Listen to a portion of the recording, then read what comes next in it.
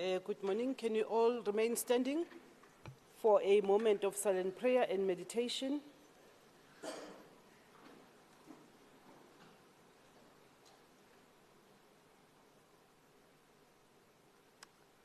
Thank you very much. You may all be seated.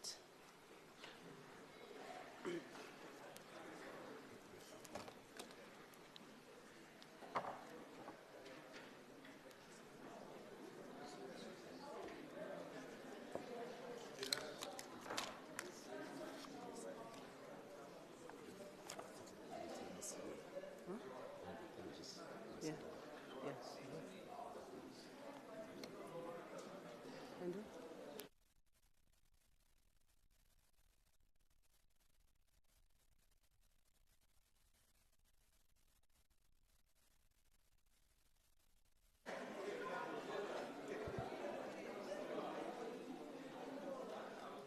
Good morning, honorable members. Can I take this opportunity to welcome our honorable Premier, who is going to join the sitting virtually because of a request that came late yesterday that the President is in our province. He had to join the President. But we'll manage how we deal with his speech for the day. Let me acknowledge all MECs, leaders of political parties, the Chief Whip, Deputy Chief Whip, presiding officers, our guests. I know that some of the members have brought their family members, and I was saying earlier on to the team, you know, our family members take us so seriously. When we leave our homes, we pretend to be very, very important people. But by 10 o'clock, we have not even started because members, I'm not sure whether you are still taking family members around or excitement or that being so important. You wanted to show them even in the house that you are so important. But I think that's a good gesture, honorable members. Let's acknowledge all the honorable or our family members who are here, and I know that others will be joining us later in the day and also in the afternoon in the farewell dinner. And let me also acknowledge all South Africans, in particular people of Gauteng, who are joining virtually or through other means, that they're watching this last sitting of the sixth administration. We have received only 2 apologies, one being that of the Premier, who will join virtually, Honorable Masilela, who can't make it for the meeting. I think those are the 2 apologies that have been received by the office this morning. In terms of announcement,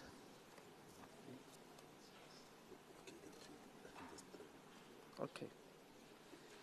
In terms of announcements, I want to say happy birthday to the Chair of Chairs. I don't know where she is, but it is her birthday today. May she see many more years to come. If she was here, I was going to sing for her, although I know that I'm vocally wounded and the rules might not allow the singing, but I was going to break the protocol today. On behalf of the Gauteng Provincial Legislature, let me also wish to say fare thee well to Jenny, who's sitting right in front of me. Jenny will be retiring at the end of the month, and I can't believe that she is aging so nicely. She looks so young and beautiful. We also have another colleague from the Information Center. Maybe many of you might not have met her, but those that visit our library, they might have met Ms. Dudu Ndaba.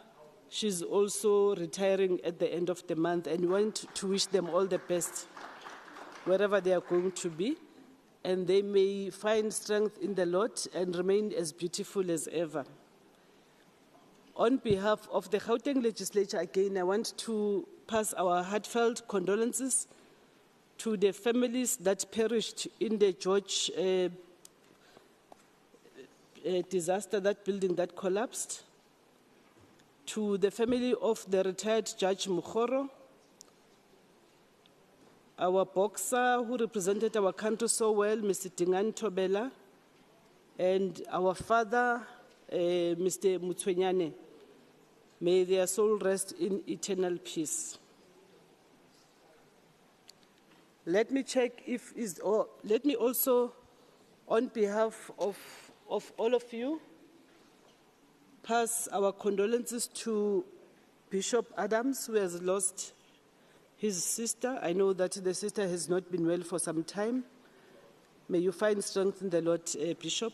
I know how you feel about your sister. I've met her several times as well. Honorable Ntseche, your cousin sister, who shares your name as well. In fact, I nearly collapsed when I heard that Refilo Ntseche has passed on. I thought it was you. But she is also Refilo Ntseche. Our condolences, my dear sister. Let me check if is there any other member who wants to make an announcement. There is none. Thank you very much. MEC statements in terms of Rule 79, subsection 1, there is none. Member statement in terms of Rule 81, subsection 1, starting with Honorable Diakha. Thank you, Madam Speaker. The Democratic Alliance extends its heartfelt congratulations to the City of Tshwane for the recent positive development in its financial position as indicated by the latest Moody's rating. The decision by Moody's to retain the city's rating status and upgrade its outlook from negative to stable is testament to the hard work and dedication of the city's leadership and administration under the stewardship of Mayor Celia Brink. The positive development comes from Moody's notice in March 2024 to review the city's rating with the possibility of a further downgrade. However, the city's efforts to stabilize its finances has been recognized by Moody's. The city's commitment to rebuilding its tax administration and submitting audited financial statements to Johannesburg Stock Exchange has played a crucial role in its positive outcome. The stable outlook rating, along with the improved 2023 audit report, serves as evidence that the city's turnaround plans are starting to yield results. Moreover, the auditors have found the city's financial statements to be credible, providing a foundation for potential improvements in credit ratings. This, in turn, will enable the city to access finances and at competitive rates for infrastructure development. The DA commends the City of Tshwane for its tireless efforts in navigating financial challenges and implementing strategies to strengthen its financial position. We believe that this is a positive development that will pave the way for further growth, development, and improved service delivery for all the residents of Tshwane. I thank you. Yeah, honourable colleagues, I've since received a reminder that there are 5 other honourable members who can't be here. Honourable Shabalala and Urgent Party Business, Honourable Atkinson, Ill Health, Honourable Msimang, Ill Health, Honourable Hlope, Ill Health, Honourable Kumalo, and Urgent matter to attend to. And for those that are not well, speedy recovery. We want you to join us later. Thank you. Let me acknowledge Honourable Ntseche for the member statement. Thank you, Speaker. During the sitting of the last sitting on the 16th of April, the Premier promised to ensure that I receive an SIU report on the HOD of Social Development, or ex-HOD, Mema Tilda Gazela. Yet, to date, 2 weeks later, I have not received anything. In the same sitting, MEC Mbali did not respond to my oral questions because she was ill. Speaking on this, the Honourable Speaker, you stated that facing such difficulties, members should know, or MECs, and they could have had another MEC read the responses on her behalf. and you indicate that she should ensure that the responses are forwarded to me. To date, nothing received. The questions that I asked pertain to MEC Hlophe announcing that the NPO adjudication process has been completed, and failure to get those replies denies Gauteng residents their right to know that how this process was conducted and the state of affairs. Furthermore, the questions seek for the clarity on the suspended officials and the amount being paid to those who are acting, given that public funds are involved in all these questions. The department should prioritize transparency and accountability to Gauteng taxpayers. Speaker, I appeal to you today to please ensure that before the end of the day, as this is the last sitting, I receive those responses, especially because there seems to be the adjudication process of NPOs seem to have been messed up. Not one NPO, even today, has been paid their first tranche, which should have happened on mid-April. Thank you. Honorable Musito.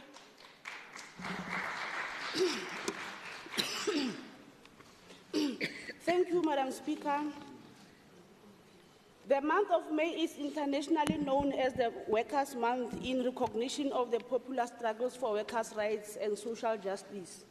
Annually, the month kicks off with May 1st as an international public holiday to usher in celebration workers' rights as a reminder of the critical role played by progressive trade unions. The Workers' Day, as May 1st is known, has been officially recognized and observed since the first democratic elections in 1994. Historically, Madam Speaker, the struggle for better working conditions and the struggle to overthrow apartheid government became dialectically interwoven. Similarly, African Day is celebrated annually May the 25th. On this day, Madam Speaker, each year, Africans across the globe commemorate the founding erstwhile Organization of African Union in 1963, which later evolved in African Union. The central pillar of AU is peace and security and regional integrations. Against this background, the African National Congress-led government of South Africa supports AU peace and security initiative called Silencing the Guns, which is about ending all wars, civil conflicts, gender-based violence, violence conflicts, preventing genocide in the continent.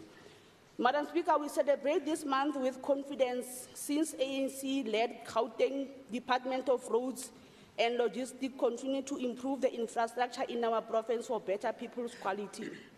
For the province to fully develop, it needs sufficient and reliable road infrastructure that allows seamless distribution of goods and services.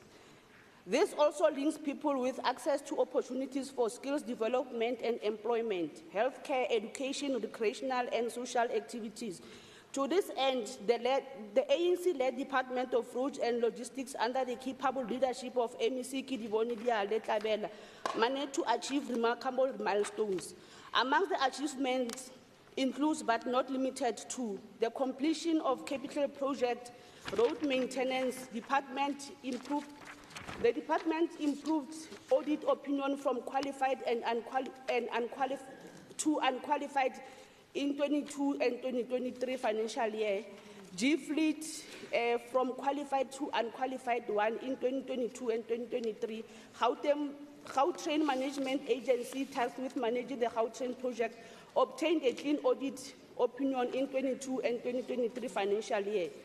The above developments, Madam Speaker, underscore the department's commitment to good governance. In conclusion, we want to thank the people of Gauteng province for their consistent support to the movement. The African National Congress,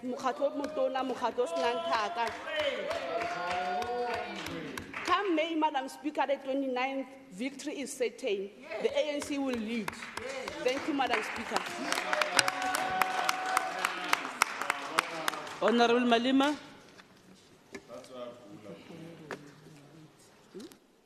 Thank you very much, Madam Speaker. Allow me to start off by saying all protocol observed. Madam Speaker, 5 years ago, on May 8, 2019, South Africa held its 6th democratic elections. It is through these elections that the people of Gauteng signed a social contract with the state, giving the ANC a legitimate mandate to represent them in both national and provincial government. In the past 5 years, Madam Speaker, despite the challenges we faced, including the devastating effects of COVID-19 pandemic, the ANC-led government stayed true to its commitments to the people. In Gauteng, through TIDA, the ANC-led government made it possible for township businesses to have access to the economy. Audit outcomes improved, the e-tolls were scrapped, CCTVs were installed in crime hotspots in the province, to mention but a few, including Nasispan as well. Madam Speaker, during this term, we also had a transition in government. In October of 2022, we welcomed Honorable Panyaza Lesufi as the Premier of Gauteng. This transition was smooth and the period did not in any way distract government operations. Instead, it propelled the ANC-led government to greater heights. The above scenario paints a picture of an organization that knows how to govern, an organization that has endured the test of time and remained stable both as a political party and in government. As we go to the 7th democratic elections, we urge South Africans to elect a political party that has demonstrated a will to govern with integrity, that is stable and consistent in its approach to the leadership, that being the ANC. Madam Speaker, as this House rises, we also remember some of our soldiers who fell along the way, to mention the likes of Comrade Tulisiwa Nkabinde Kawe, Comrade Lindy Lasindwa, Comrade Mapiti Matsena, and Comrade Joe Mpisi. May their revolutionary souls rest perfectly in peace as we continue to carry their hopes and dreams for the people of South Africa. Our gratitude especially goes to the people of South Africa, the people of Gauteng, for believing in the ANC, and we know that victory is certain in the upcoming elections. They will vote correctly. Thank you very much, Madam Speaker. Honorable Mfikwe. Thank you very much, Madam Speaker. Let me acknowledge honorable members in the House and our guests in the gallery and the Gauteng residents, honorable members of the Gauteng Provincial Legislature and citizens of Gauteng. Today we bid farewell to you all. This administration concludes in a significant month, one that commemorates International Workers' Day, celebrating the gains achieved by organized labor. May also marks, Madam Speaker, the birth of Karl Marx, a revolutionary figure who famously proclaims, "Workers of the world, unite. You have nothing to lose but your chains," open and close quote. This today also, Madam Speaker, marks the day the first democratic president of our country, Ntate Nelson Mandela, was inaugurated. More than 2 centuries since his death, Karl Marx, his ideas on scientific socialism and the critique of capitalism remains profoundly relevant. In this context, Madam Speaker, let us recognize the stride made by South African workers under the ANC-led government. Progressive legislation such as the Labour Relations Act, Employment Equity Act, Basic Conditions of Employment Act stands as pillars safeguarding our workers' rights and protecting them from the exploitative character of capitalism. It is crucial to remember that these gains are under threat from political opponents seeking to diminish the role of trade unions and organized labor. Hence, South Africans must do right on the 29th of May. The DA and many other political parties are very adamant in reversing these revolutionary gains of our workers. It is under the ANC-led government, Madam Speaker, that such legislation has been achieved. Workers' interests are intricately linked to the prosperity of our economy and functioning of our democracy. They contribute significantly to the tax revenue base, which funds the development of our society through the public purse that has been excellently managed by the ANC-led government. Madam Speaker, the ANC-led government in Gauteng has demonstrated its commitment to workers by allocating a substantial portion of the budget to social development and employment creation. We commend the South African Revenue Services for surpassing the revenue collection expectations, highlighting the effectiveness of our institutions of democracy, despite detractors claiming a failed state. On the 29th of May, let us go out there and make sure that we protect our democracy and make sure that we do give another mandate to the ANC-led government to continue making people's lives better, because together we can do more. Madam Speaker, thank you.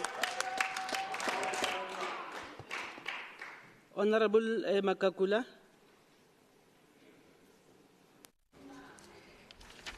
Thank you, Madam Speaker. Madam Speaker, Premier of Gauteng, Honorable Chief Whip of the Majority Party, Honorable members and the people of Gauteng, honorable members of the Gauteng Provincial Legislature and the people of Gauteng, as we bid farewell to the 6th administration, let us reflect on the path we have traveled and the challenges ahead. The ANC extends gratitude to the people of Gauteng for their unwavering support and urges them to remain steadfast in the defense of our national democratic gains. We cannot ignore the looming threat to our democracy posed by the Democratic Alliance. Recent remarks from the DA's leader, John Steenhuisen, reveal their true character of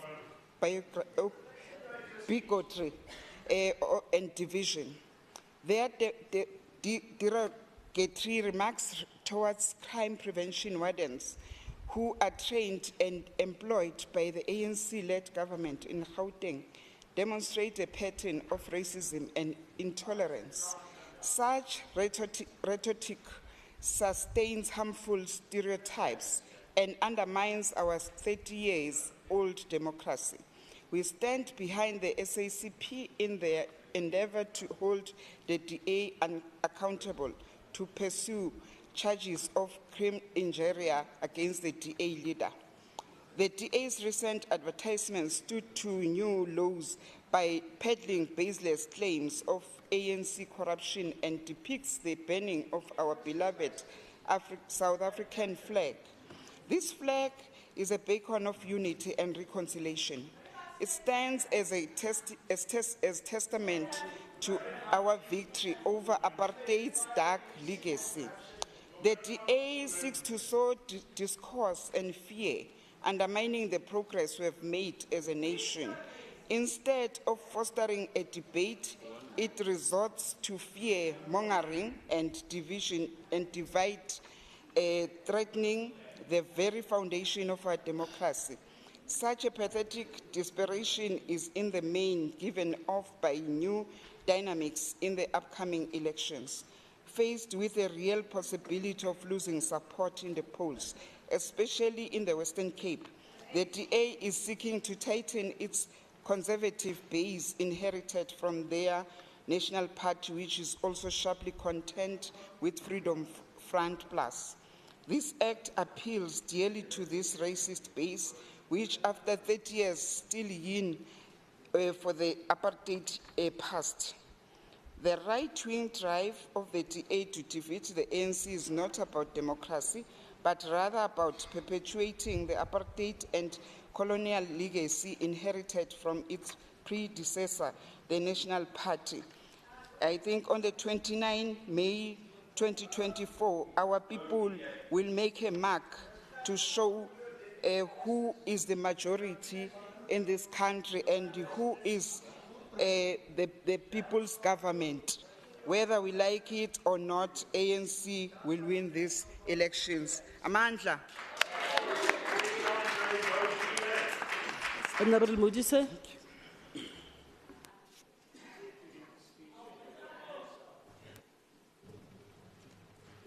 Madam Speaker, the Premier and the Chief Whip, members of the legislature and the people of Gauteng. Madam Speaker, it was exactly 30 years ago when these words were uttered, open close quote. We dedicate this day to the all heroes and heroines in this country and the rest of the world who sacrificed in many ways and surrendered their lives so that we could be free. Their dreams have become reality. Freedom is their reward. We are both humbled and elevated by the honor and the privilege that you, the people of South Africa, have bestowed on us as the first president of united, democratic, non-racial and non-sexist government. We understand it is still that there is no easy road to freedom. We know it well that none of us acting alone can achieve success. We must therefore act together as a united people for the national reconciliation, for nation building, for the birth of a new world. Let it be justice for all. Let it be peace for all. Let it be work, bread, water, and salt for all. Let each know that the body, the mind, and the soul have been freed to fulfill for themselves. Never, never, and never again shall it be that this beautiful land will again experience the oppression of one by another and suffer the indignity of being the skunk of the world. Let the freedom reign. The sun shall never set on so glorious a human achievement. God bless Africa. Madam Speaker, these are the words of the first president of South Africa on May 10, 1994. This is the day the Tintswalos of this country were born, and today they are sitting in opposition benches. These Tintswalos are products gone wrong, or simply said, you'll refer to them as factory faults. Madam Speaker, by the way, May 10 is also the day that my wife and I were blessed with our very first offspring. Mandela says, we dedicate this day to all the heroes and heroines in this country and the rest of the world who have sacrificed in many ways and surrendered their lives so that we could be free. Not only did they sacrifice their lives so that we could be free, but also gave us a choice to belong to organizations that were responsible for mass murders in our townships. These are the organizations that are full of Tintswalos who, out of desperation of being led by a beneficiary of white privilege, see nothing wrong in the burning of our country's flag, a flag that represents coming together after more than 400 years of rape, murder, and greed. The undermining of our country's highest form of identification will be attended to by the voters in the next 21 days. As we go to elections on May 29, 2024, let the message of the President of South Africa reign supreme to all of us, as he said, never, never, and never again shall it be that this beautiful land will again experience the oppression of one by another and suffer the indignity of being the skunk of the world. In closing, Madam Speaker, Wolfgang Peterson once said, and I quote, men are haunted by the vastness of eternity, and so we ask ourselves, will our actions echo across the centuries? Will strangers hear our names long after we're gone and wonder who we were, how fiercely we loved, and how bravely we fought? I thank you. That concludes member statement. I'm now going to call upon our Chief Whip to present a motion without notice in terms of Rule 120. Madam Speaker, thank you very much.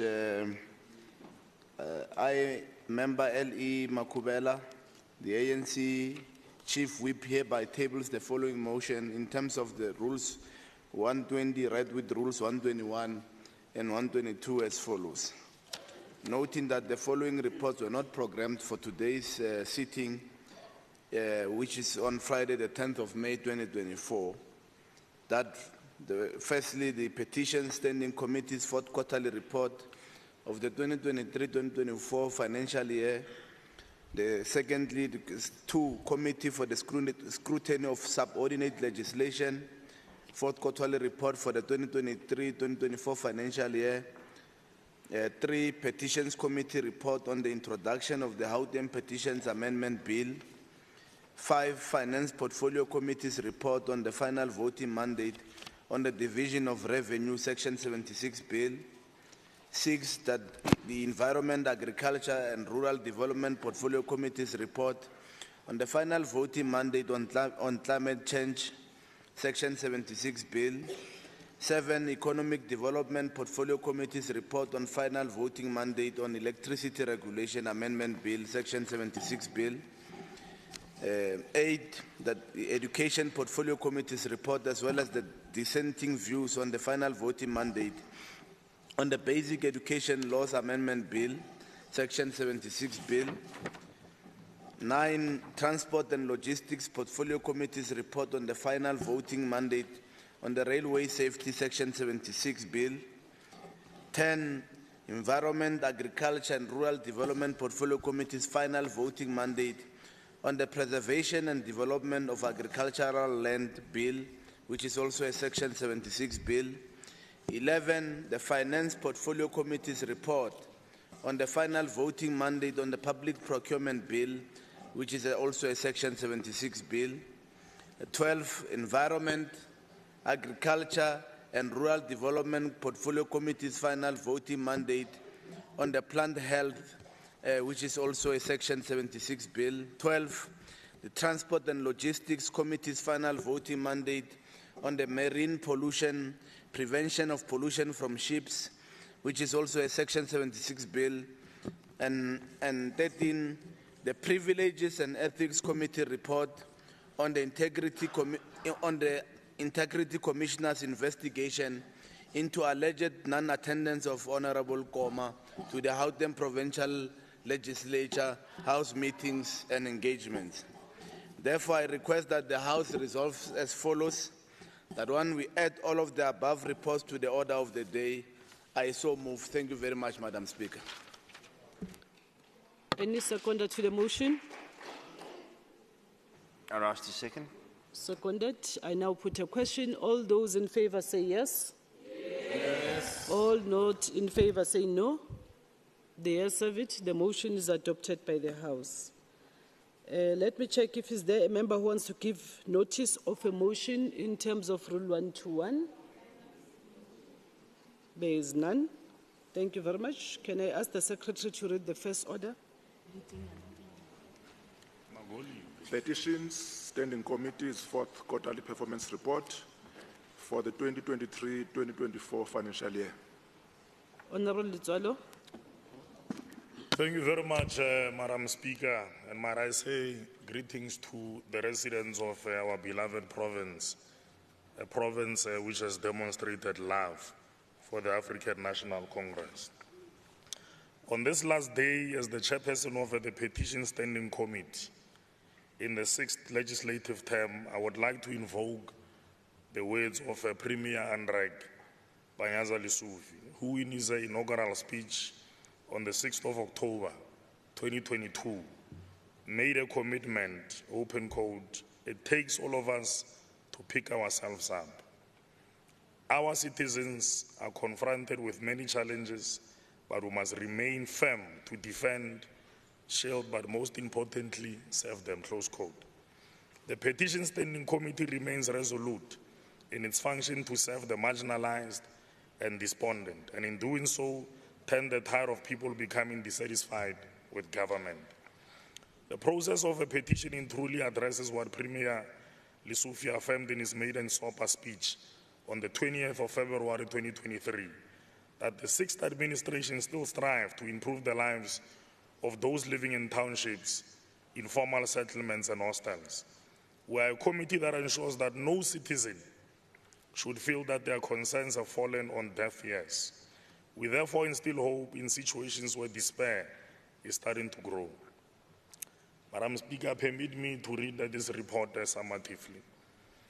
On petitions adjudicated under the court under review, a total of 14 new petitions were adopted. The petitions that were tabled and subsequently adopted during this period were all forwarded to appropriate authorities for further investigation as well as a reporting. You will see in the report there's a schedule that tabulates the nature of those specific petitions. Closed petitions during the review period, the committee closed 12 petitions the committee acknowledges the challenge of directly linking accomplishments to the petitions process. Nonetheless, the resolved petitions serve as an instance of increasing awareness and effective positive change regarding the raised concerns. So we intervene deliberately. On bulk referral, inasmuch as success can be drawn from the bulk referral process, which is a pioneering intervention that the committee will have made. It was initiated in July 2022. It also demonstrated adverse internal system and process inefficiencies that inadvertently are a ripple effect of short staffing within the petitions sub-unit in the legislature. We really hope that the Secretary of the Legislature will address this issue. Moreover, it demonstrated adverse internal system and process inefficiencies that again demonstrated a ripple effect in short staffing within key units, even within departments. Moreover, it demonstrated document management deficiencies within government departments and municipalities. Blame lies on both ends. Equally, action is required on both ends to resolve this matter. But the introduction of the e-petition system will strive to eradicate these shortcomings. The committee has conducted the balkanization process. It has concluded it rather, which was a very key priority in the committee's petitions backlog clearance strategy. A total of 677 historical petitions were bulk referred to a number of departments in our province. Out of these, 324 petitions were directed to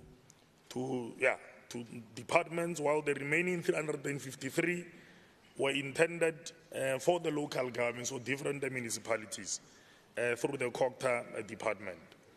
To ensure efficient handling of these petitions, a compact agreement was established between the committee and the members of the executive councils, which outlined a 2-month time frame for addressing the referred petitions. This initiative has yielded positive outcomes in addressing the backlog inherited from the 5th and earlier legislative sessions. A total of 308 reports were received by the committee from 677 petitions that were bulk referred in July of 2022, leading to the resolution of 223 petitions through the bulk referral. So you will see the shift away from individual referrals has assisted the petitions committee to really clear off the backlog, historic backlog that will affect. On committee activities, public engagement, which is what I want to focus on. In carrying out its mandate, the committee conducted public engagements in various communities to ensure responsiveness and accountability. These are key tools allowing the committee to gather information, investigate the details of a petition, and hold authorities to account under sustained cross-examination. The engagements aim to create awareness and enhance the public's understanding of the petition system to deepen a petitioning council. So we not only just process petitions, but we also facilitate the public education so that people know how democracy works. The committee conducted a total of 2 hearings within the court. One of the hearings took place within this building on the 7th of March, during which 7 petitions were deliberated upon. So this was an internal hearing.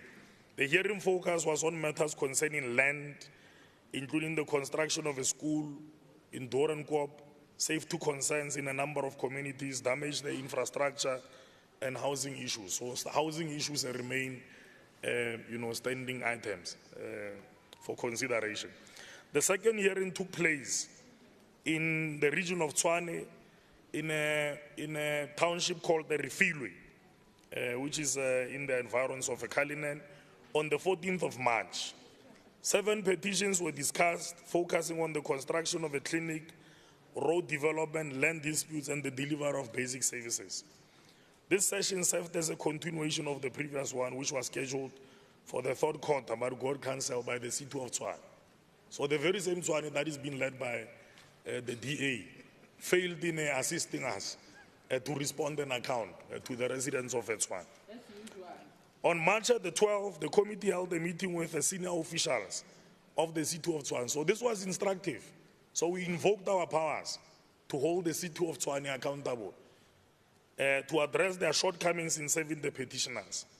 At least the fruitful deliberations were had as the city reassured the committee that in the forthcoming hearings, their participation would be guaranteed. So this was a more prescriptive, born out of our own powers. Again, during the reporting period, the committee launched the e-petition system on March the 28th. The introduction aimed to provide an online platform that helps the participants in a more efficient manner, ultimately promoting increased public engagement in the petitioning process. So we've moved. We are now digitizing. You can interact with the petitions system anywhere you are within our province, which is a key and a chief milestone, which I think needs to be applauded. The system will enable petitioners to track progress of their own petitions. So gone are the days where they have to do manual walk-ins into the legislature. You can track a progress in the petition that you will have submitted from the comfort of your own home, of your own workspace. And this is the work that the chairperson of the ANC leading this committee has done. I doubt any other person coming from any other political party would do it, So this is collectivism, born out of the ANC intervention. But let me move there. On petitions analysis, the committee adopted 14 new petitions in the fourth quarter, and you will see there's a table that breaks down, including the demographics, profiling of those specific petitions, including the departments to which they are attributed to. I will pass that. Committee observations and concern. Despite the efforts of the committee to promote responsiveness, the issue of late report submission continues to pose a challenge as many departments failed to comply with the set deadlines. These are deadlines that were determined during the two petitions hearings that the committee held during the quarter under review. We really hope that in the forthcoming quarter, we will strengthen our systems to ensure greater responsiveness on the part of all departments as well as the municipalities. Allow me, Madam Speaker, as I conclude once more, to echo the words of Premier Lesufi. It takes all of us to pick ourselves up. The Petition Standing Committee remains resolute in its function to serve the marginalized as well as the despondent. The committee continues to mainstream fairness and consideration into its work to ensure that the petitions process is made accessible to the widest range of people and will continue with its commitments to strengthen transparency and accountability through the most effective tool available for resolving service delivery issues. On acknowledgements, and I'm doing this for the first time, I would like to take this opportunity to acknowledge and thank the following committee members. Members Ndlovu, Member Schneemann, Member Dikhamela, Member Mokheti, Member Mfikwe, Member Chabalala, Member Peach, my Peaches, Member Masole, Member Mtlangomo, Member Tom, Peach, very vibrant, Member Peach. We further wish to acknowledge the contributions and support provided by the Group Committee Coordinator, Ms. Vaz, Committee Coordinator, Ms. Banyoni, Committee Administrator, Ms. Mfuku, Committee Researcher, Doctor. So we've got a doctor here, not a grade 12, Dr. Wani, with a PhD. Petitions Officers, Ndateli Kare, Ndatetiane, Petitions Administrator, Meshabalala, Meshabangu, Legal Advisor, Memo Dao, Senior Information Officer, Tateli Zwan, Jeki Zwan, Senior Communications Officer, Metavisile Nzuke, very diligent, very efficient. Public participation, unit Mayor, Mateula, Mayor Botman, Hansard Recorder, in terms of rule, adoption, in accordance with Rule 164, the Petition Standing Committee hereby presents the report to the House for adoption. Thank you very much. Any seconder to the report? Honorable Ndlovu. I rise to second, Speaker. Thank you. Seconding, I now put a question. All those in favor say yes. Yes. All not in favor say no. The yes of it. The report is adopted by the House. Can we have the next order? Committee for the Scrutiny of Subordinate Legislation's fourth quarterly performance report for the 2023-2024 financial year. Honorable Mukhali. Dimlo. Akitjie sebaka se speaker go leboga sebaka se ke se filweng ka letšatši le la International Nurses Day re ba lakaletša mahlatse le mahlogonolo bona manese a rena. Ke dumediše bahlomphegi ka mo gare ga lekgotla le ka ditulo tša bona tše fapafapanego. Ke leboge gape gore ke filwe sebaka ke le modulasetulo wa komiti e magatong a bahlomphegi ka moka ba komiti go fana ka reporto. Ke tlo kgopela Honorable Speaker gore mo lengwalong le ke tlo go le bala le hono tše ke tlo go di tlogela ke sa di bale di gatišwe jwale ka ge di badilwe. The overall performance of the committee, the CSSL has managed to achieve its quarterly objectives, namely lawmaking, oversight and scrutiny, and stakeholder engagement as set out in the annual performance plan for the financial year. On lawmaking, in the quarter under review, there were 2 regulations considered and adopted by the committee, namely the Gauteng Governing Body Amendment Regulation for Public Schools 2024, the Gauteng Provincial Road Traffic Amendment Regulations 2024. On oversight and scrutiny, the committee considered and adopted the report of the post-legislative scrutiny on the Gauteng Amendment Regulations relating to the admission of learners to public schools. On stakeholder engagement, in the quarter under review, the committee had an engagement session with the Department of Education on the learner admission regulations. The activities of the CSSL were well supported and attended by all members and support staff. Moreover, the members of the committee showed commitment and contributed positively to the deliberations of the committee. On conclusion, Honorable Speaker, the plans which were set out in the fourth quarter of the 2023-2024 financial year with regards to the implementation of the committee strategic objectives have been achieved. On acknowledgement, ka tlhompho le boikokobetšo, ke rata go iša molaetša wa ditebogo go maloko ka boikgafo, mafolofolo, botshepegi le boitapišo ge re be re dutše ka gare ga komiti. Bona ke bahlomphegi T.E. Magagula, S. Mngungeli, A. Ndlovana, R. Mukhale, M.H. Serota, R. Robinson, and B. McKenney. Ga mmogo le bathegi ba komiti ba etelletše pele ke Group Committee Coordinator, Ms. M. Vass, Senior Committee Coordinator, Ntate Dlamini, Committee Coordinator, C. Sinoko, Committee Researcher, Ntate Buthelezi, Committee Administrator, Ntate Lamola, Manager Proceedings, R. Chilwane, Principal Table Assistant, K. Hositebe, Manager and COP and Legal, S. Ngube, Senior Information Officer, N. Ntlebi, Communication Officer, T. Mashifani, Hansard Recorder, S. Baloyi, and Service Officer, P. Trimba. On adoption, Honorable Speaker, after due deliberations, the committee hereby tables the fourth quarterly performance report for 2023 financial year for adoption, and in accordance with the Rule 164, the committee will present the report as presented in the House, recommending its adoption. Ke leboge sebaka, ke leboge le mogolwane wa ka le molekani wa gage ba batlileng ka gare ga sebaka se, Honorable Speaker, as per your invitation. Ke leboge gape le maloko a ke šetšeng ke a boletše a kgonneng gore thuša go ka kgona go kgonafatša tše ke šetšeng ke di boletše. Indeed, Honorable Speaker, sunrise in Gauteng has not found us where sunset has left us.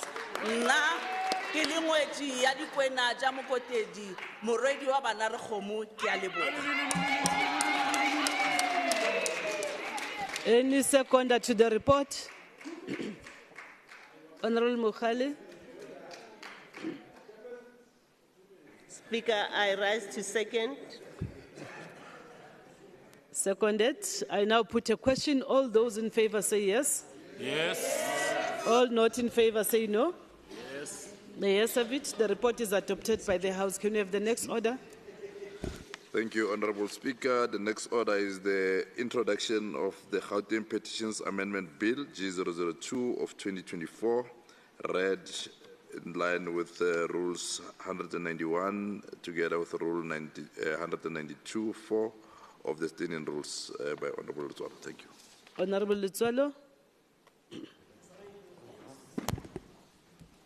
Thank you very much once more. We come back again because we have got more and more in abundance. During the sitting of the 16th of April 2024, I heralded the immense work that had been done to amend the Gauteng Petitions Act, Act number 5 of 2002, outlining the historical significance of the humble yet effective tool of protest. The first petitions legislation in the Republic of South Africa was passed by the Gauteng Provincial Legislature back in 1998, titled the Gauteng Petitions Act number 14 of 1998. It was reviewed 6 years later in 2002. 22 years later, I bring to you the third reviewer, the Gauteng Petitions Amendment Bill of 2024. Legislation needs to be reviewed so that assessments and evaluations are done to see whether the piece of legislation still addresses the problem it was created to fix. Moreover, a review is also necessary to re-examine if the character of the problem has evolved or changed. Public participation is enshrined in our Constitution, and the first targeted stakeholder engagement of the amendment bill was held yesterday, the 9th of May. Targeted stakeholders included municipalities, various university law clinics, the Public Service Commission, and Gauteng provincial government departments. Of course, the MEC of Kokta in the main will have also graced this occasion, including the Speaker of the City of Tshwane, Councillor Ngeti Zwanana, as well as the Speaker of the City of Joburg, Councillor Margaret Arnolds. Fruitful and progressive engagements ensued that would enrich the final amendment bill. What is the purpose of the bill? The bill seeks to amend the Gauteng Petitions Act so as to amend and insert certain definitions to provide for the right to submit a petition to the legislature of the province of Gauteng, to provide for the norms and standards for the municipalities to align their petitions policies with the amended Gauteng Petitions Bill, so harmonization, if you will.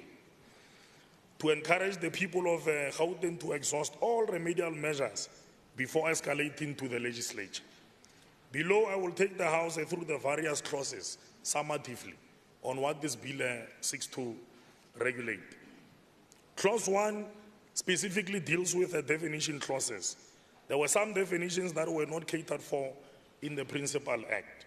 Furthermore, to provide more clarity on some of the definitions used in relation to the scope of the bill.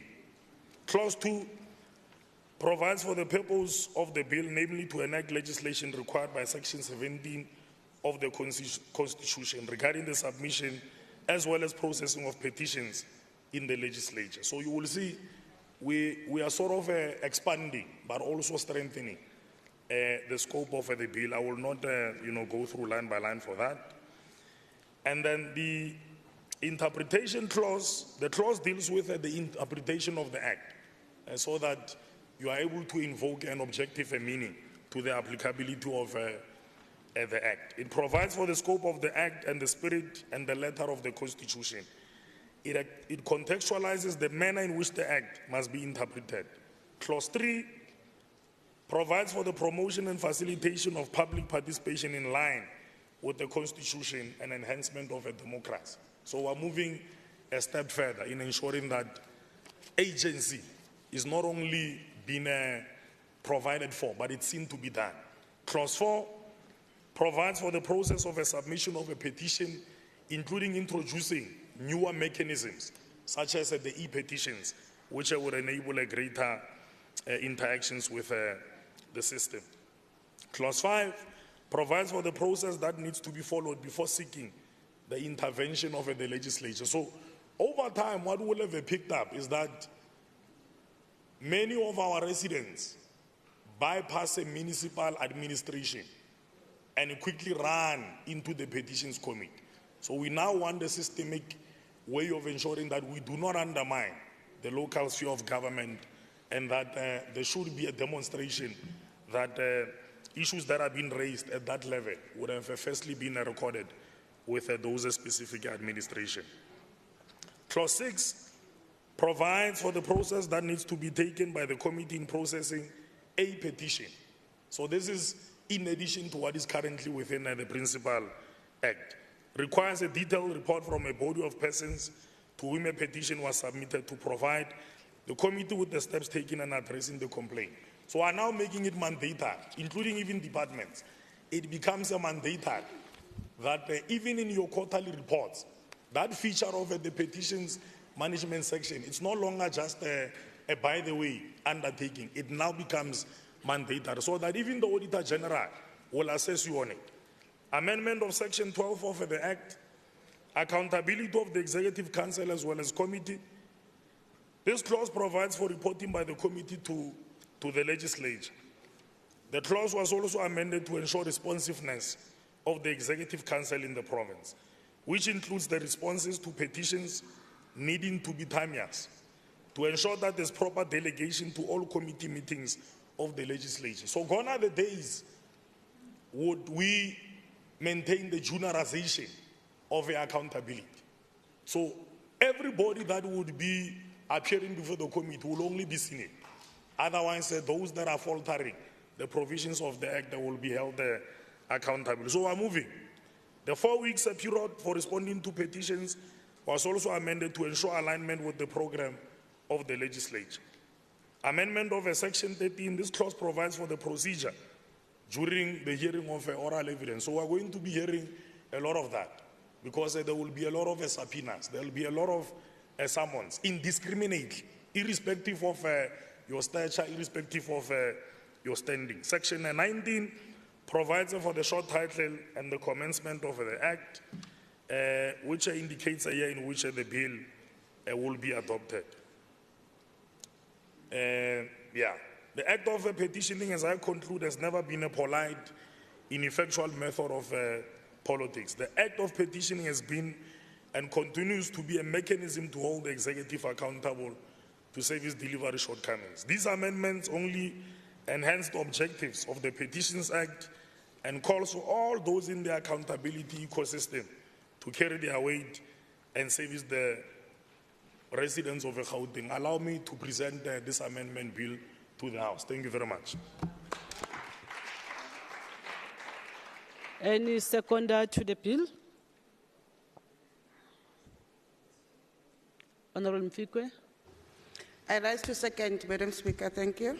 Thank you. I now put the question. All those in favor of the bill, say yes. Yes. All not in favor, say no.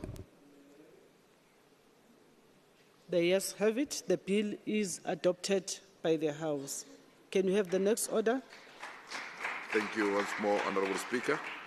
The next order is the Finance Portfolio Committee report on the final mandate, voting mandate on the Division of Revenue Bill B4 of 2024, which is also a Section 76 bill. Thank you. Honorable Malima. Thank you once again, Madam Speaker. I rise as the chairperson of the Finance Portfolio Committee to table a report on the Division of Revenue Bill B4 of 2024. referred hereinafter as the bill for adoption by the House, Madam Speaker. The Division of Revenue Bill B4 of 2024 was tabled by the Minister of Finance in the National Assembly on the 21st of February 2024. The bill is introduced in terms of Section 77 of the Constitution of the Republic of South Africa of 1996, and it is widely referred to as Section 76 Bill. The bill is introduced annually to give effect to Section 214, subsection 1 of the Constitution and the Intergovernmental Physical Relations Act of 1990. The bill provides for the equitable division of revenue anticipated to be raised nationally among the national, provincial, and local spheres of government for the 2024-2025 fiscal year. The medium-term fiscal policy is focusing on achieving fiscal sustainability by narrowing the budget deficit and stabilizing debt, promoting economic growth by increasing spending on priorities such as security and infrastructure, and reducing physical economic risk, including through targeted support to key public entities and building fiscal buffers against future shocks, Madam Speaker. To this effect, the 2024 budget prioritizes macroeconomic stability, structural reforms, and improving state capacity, which should improve the environment for public and private investment, protecting critical services, supporting economic growth through reforms and public investment, and stabilizing public debt, spending on education, health, social protection, community development, and employment programs. Achieving primary budget surplus and reducing debt service costs as such is critical for growth and development. And a due process was followed in processing this pertinent bill, Madam Speaker. On principle and detail of the bill and the government's policy priorities for the 2024 medium-term expenditure framework, the bill provides for the equitable division of revenue raised nationally among the national, provincial, and local spheres of government for 2024-2025 financial year, the determination of each province's equitable share, allocations to provinces, local government, and municipalities from national government's equitable share, the responsibilities of all three spheres pursuant to such division and allocations, and to provide for matters connected therewith. The allocation to the three spheres of government for the 2024-2025 fiscal year and medium-term expenditure framework are informed by national interest encapsulated in government priorities that benefit the nation. These priorities are outlined in the National Development Plan, which sets out the country's long-term development trajectory, complemented by the strategic integrated projects overseen by the Presidential Infrastructure Coordinating Council and the 7 priorities priority outcomes adopted by Cabinet in 2029 to 2024 medium-term strategic framework, Madam Speaker. In addition, the division of revenue for the 2024-2025 financial year is mainly in line with the recommendations made by Financial and Fiscal Commission, which is mandated by Section 220 of the Constitution to provide information to all organs of state to make informed decision about complex fiscal matters. The FFC consults on these matters with all three spheres of government, Madam Speaker. On the outcome of the negotiating process, Madam Speaker, the committee mandated Honourable Ryder to table the negotiating mandate in favour of the bill with the following 4 recommendations. The first one, that National Treasury should ensure that updated data is utilised to inform revenue sharing formula, as failure to do so may compromise fairness in revenue sharing. 2, that the National Treasury should ensure that municipalities are adequately capacitated to leverage on their revenue-raising powers, as it is currently not the case with most of the municipalities. 3, that the National Treasury should prioritize macroeconomic stability, structural reforms, and improved capacity of state, as such is a precursor for public and private investments. And lastly, that National Treasury should reduce debt service costs without compromising government service delivery imperatives, as the latter crowds out financial resources indebted to service delivery, Madam Speaker. 7 provinces Notably, Madam Speaker, 7 provinces voted in favor of the Division of Revenue Bill B4 of 2024 as referred. The negotiating mandate for Limpopo province was not ready, and the country called Western Cape did not support the bill. Oh, sorry, Madam Speaker, the Western Cape province. Responses are awaited from National Treasury on the recommendations by provinces, Madam Speaker. On the view of the Gauteng Provincial Executive Council on the bill, Madam Speaker, the Gauteng Executive Council supports the principle and the detail of the bill.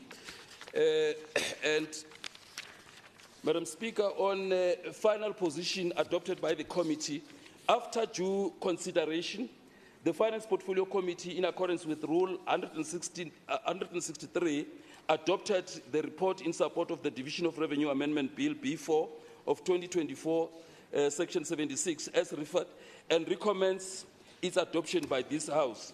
On acknowledgement, Madam Speaker, the Portfolio Committee extends gratitude to the Honourable MEC J. Mamabulo, the head of the department, Ms. N. Mnyani, and officials of Gauteng Provincial Treasury for their cooperation during the processing of the bill. Thanks and appreciation to all honourable members of the Finance Portfolio Committee, Dr. B. Masuku, Dr. M.R. Paladi-Khamela, Ms. R. Mukhali, Mr. S. Kanyile, Mr. R. Robinson, Mr. M. Riate, Mr. D. Mdlankomo, and Ms. A. Dilange. The committee's gratitude is extended to the following support staff: Group Committee Coordinator, Mr. T. Budibe, Senior Committee Coordinator, Mr. J. Tsane, Researcher, Ms. L. Chilwane, Legal Advisor, Ms. W. Ngubani, Senior Information Officer, Mr. W. Nzimbande, Media Officer, Mr. A. Dikola, Committee Support Unit Intern, Ms. T. Mangole, Triple P Intern, Mr. Kenwell Nkosi, Service Officer, Ms.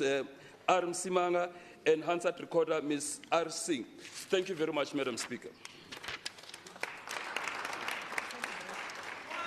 Any seconder to the report? Honourable Dr. Dikhamela. I rise to second that report of South Africa. Thank you, Honourable Speaker. Seconded. I now put a question. All those in favour say yes. Yes. All not in favour say no. The ayes have it. The report is adopted by the House. Can we have the next order? Thank you once more, Speaker. The next order is the Environment, Agriculture and Rural Development Portfolio Committee's report on the final voting mandate on the Climate Change Bill, B9B of 2022, Section 76 Bill. Thank you. Honourable Kekana. Thank you very much, Honourable Speaker. Greetings to yourself, the Honourable Premier, members of the Executive, fellow Honourable members, our guests in the gallery, including my family who's seated up there, my sister and her daughter. Hello.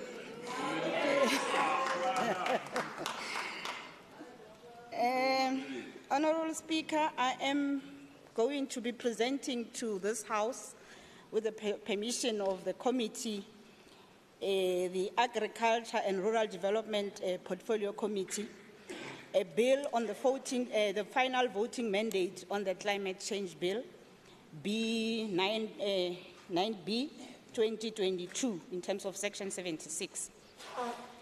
Madam Speaker, I'm going to confine myself to the process followed, the objectives of the bill, the impact on the environment, and finally on the adoption, and would request the House to take parts of the report that I'm not going to read as read. The Honourable Speaker, Honourable Ntombi Mekwe, formally referred to the Climate Change Bill on Wednesday, the 25th October 2023, to the Portfolio Committee on Environment, Agriculture and Rural Development Committee, in terms of Rule 245(1)A of the Gauteng Provincial Legislature Standing Rules for consideration and reporting. The committee deliberated and adopted the negotiating mandate on Monday, the 25th of March 2024. You'll realize that it was a very protracted process. And at the meeting held on Monday, the 22nd of April 2024, the committee, having considered the minutes of the NCOP Select Committee on Land Reform Environment, Mineral Resources and Energy, deliberated and adopted the final voting mandate of the bill in compliance with Rule 248 of the Standing Rules, as well as Section 3 of the Mandating Procedures and Provinces Act of 2008. In terms of the objectives of the bill, Madam Speaker, the Climate Change Bill seeks to enable the development of an effective national climate change response and a long-term just transition to a low-carbon and climate-resilient economy and society for South Africa in the context of sustainable development. And the objects of this Act are to provide for a coordinated and integrated response by the economy and society to climate change and its impacts in accordance with the principles of cooperative governance, and to provide for the effective management of inevitable climate change impacts by enhancing adaptive capacity, strengthening resilience and reducing vulnerability to climate change, with a view to building social, economic and environmental resilience and an adequate national adoption response in the context of the global climate change response. Further, to make a fair contribution to the global effort to stabilize greenhouse gas concentrations in the atmosphere at a level that avoids dangerous anthropogenic interference with the climate system. To further ensure a just transition towards a low-carbon economy and society considering the national circumstances, and to give effect to the Republic's international commitments and obligations in relation to climate change, and finally, to protect and preserve the planet for the benefit of present and future generations of humankind. I will skip the socio-economic financial implications and jump straight to the impact on the environment. The CSIR report on projections for climate change over South Africa reported on average surface temperatures in the country that exceeded 2 degrees Celsius in 2015-16. As a result, grazing was so depleted in the Kruger National Park that culling had to be done. A temperature rise below 2 degrees Celsius as a result of mitigation measures adopted would ensure a better state of grazing camps and reserves, and culling would be kept at the bare minimum. The climate change is likely to bring about an emergence of infectious diseases in wildlife, and the adoption of mitigation strategies would reduce the risk of infectious diseases. Climate change will not only result in an increased likelihood of water-related disasters, such as ground and flood risk, but it's also going to affect water quality. Better water quality would be attained with mitigation measures adopted for climate change. Madam Speaker, on the final position of the mandate as adopted by the committee, in terms of Section 65 of the Constitution and Section 6 of the Mandating Procedures of Provinces Act 52 of 2008, the Portfolio Committee on Environment, Agriculture and Rural Development confer authority on the Gauteng provincial delegates to the National Council of Provinces to vote in favor of the climate change bill. I so move, Madam Speaker. Thank you very much. Any seconder to the report?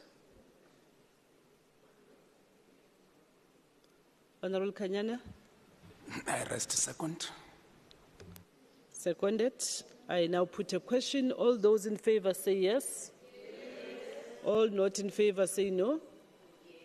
The yes have it. The report is adopted by the House. Can we have the next order? Thank you, Honorable Speaker. The sixth order of the day is Economic Development Portfolio Committee's report on the final mandate on the Electricity Regulations Amendment Bill B2 3B of 2023. It's a Section 76. Thank you. Honorable Mfikwe. Thank you very much, Madam Speaker. Let me acknowledge in the House my leadership led by the Chief Whip, honorable members, and guests in the gallery. As the chairperson of the Economic Development Portfolio Committee, Madam Speaker, I table the committee's report on the final voting mandate on the Electricity Regulation Amendment Bill, Bill 223B/2023. Madam Speaker, there are parts of the report that I'm not going to read, and I therefore request that it's taken as read and recorded.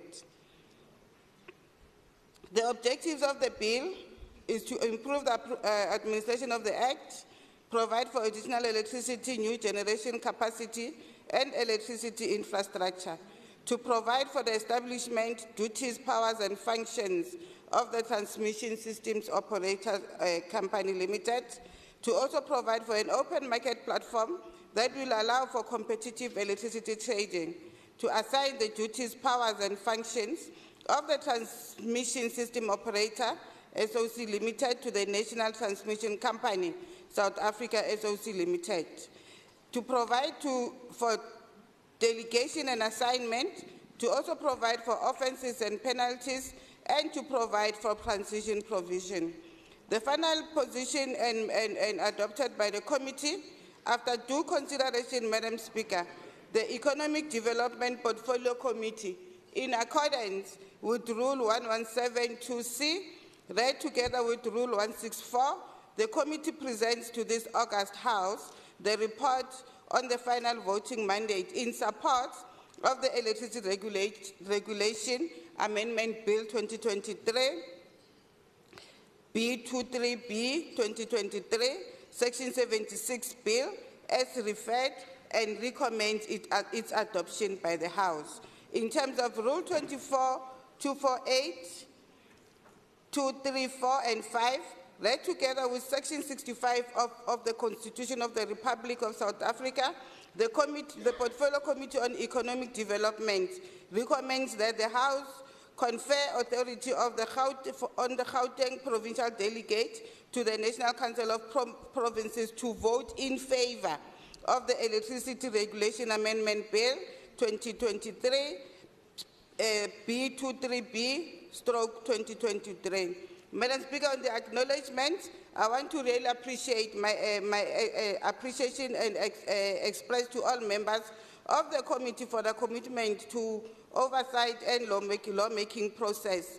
My gratitude goes to Honorable Mtungeli. I know, Madam Speaker, that she's not been feeling well, but she has been dedicated to the committee, and we appreciate her presence today, Chief Whip. Honorable Letswalo, Honorable Litsie Mukhale, who was like the whip of the committee, Honorable Nkosi Malobane, who was the mamkulu of the committee, Honorable Atkinson, Honorable Badenholst, Honorable Duplessis, Honorable Alberts, and Honorable Adams. I want to really appreciate the support, guidance, and the fact that they made it easier for me to chair the committee. You are truly appreciated.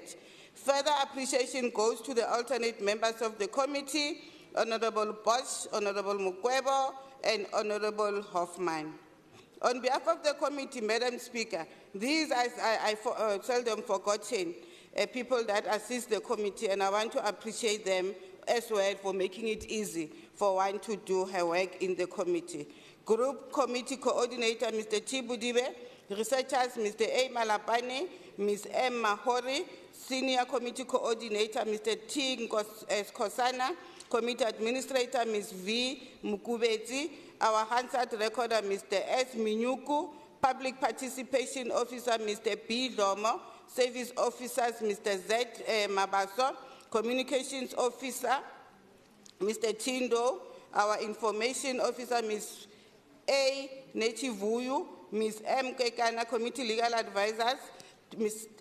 T. Ranaka, NCOP Coordinator, Ms. J. Mweti, NCOP Liaison Officer, for their devoted assistance and support to the committee. Madam Speaker, surely sunrise cannot find us where sunset left us. And we must, as we conclude this term, we provide evidence that days can never be counted backwards. We bow out with pride. You really embarrass us. We bow out, Madam Speaker, we bow out with pride, knowing that we contributed positively to making the lives of Gauteng residents better. And we know for a fact that together we will do more. Remorgo. Sa itebogela setlogolo sa Bahlakola, Madam Speaker. Ke a leboga. Any seconder to the report? Honorable Letsie Mkhali. Thank you very much. I rise to second the report, Honorable Speaker. Thank you. I now put a question. All those in favor say yes. Yes. All not in favor say no. The yes have it. The report is adopted by the House. Can we have the next order? Thank you, Honorable Speaker. The next order of the day is Education Portfolio Committee report on the final mandate on the Education Laws Amendment Bill B2D 2022. Thank you. Honorable Munyai.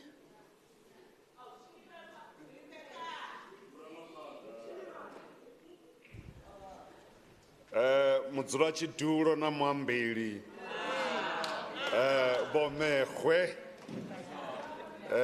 mirado ya ndukulu ino yo ita milayo na vhadzulapo vhoṱhe vha Gauteng.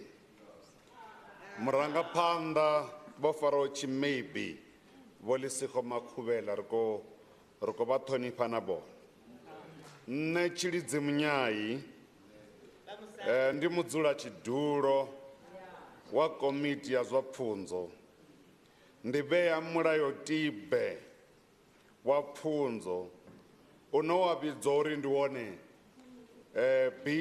B2D wa miṅwaha ya maḓana mavhili na fumbili.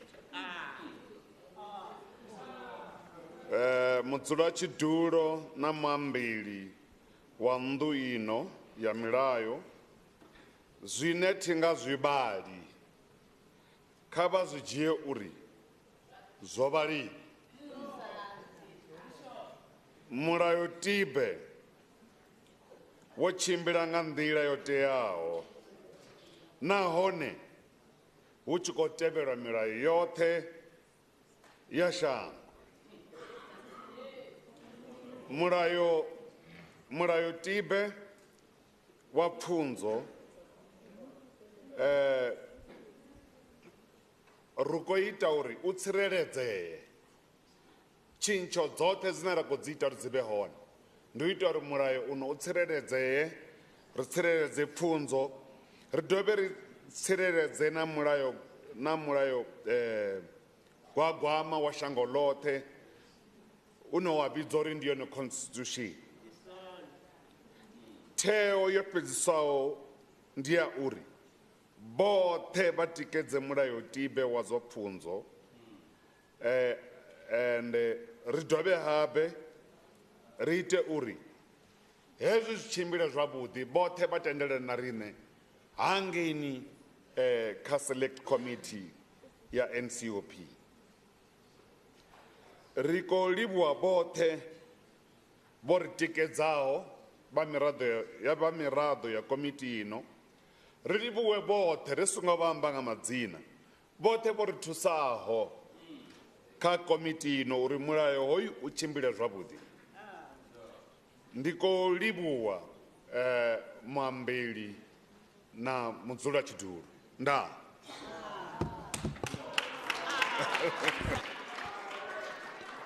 Any seconder to the report?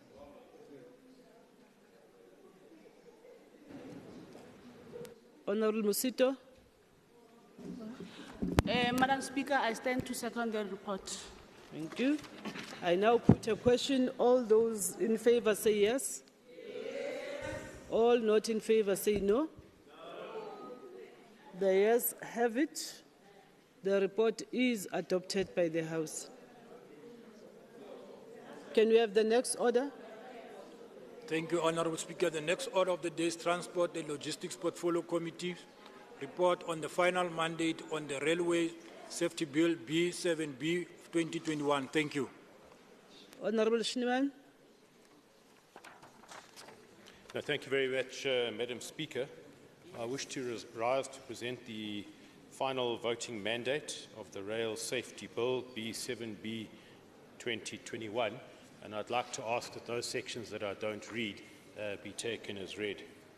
Firstly, the Speaker of the Gauteng, in terms of the process followed, should I say, the Speaker of the Gauteng Provincial Legislature Honourable Ntombi Mekwe referred the bill to the Portfolio Committee on Transport and Logistics on the 25th of October 2023 for consideration and reporting in terms of the Gauteng Provincial Legislature Standing Rule 2451, read with 2461, 247 and 248.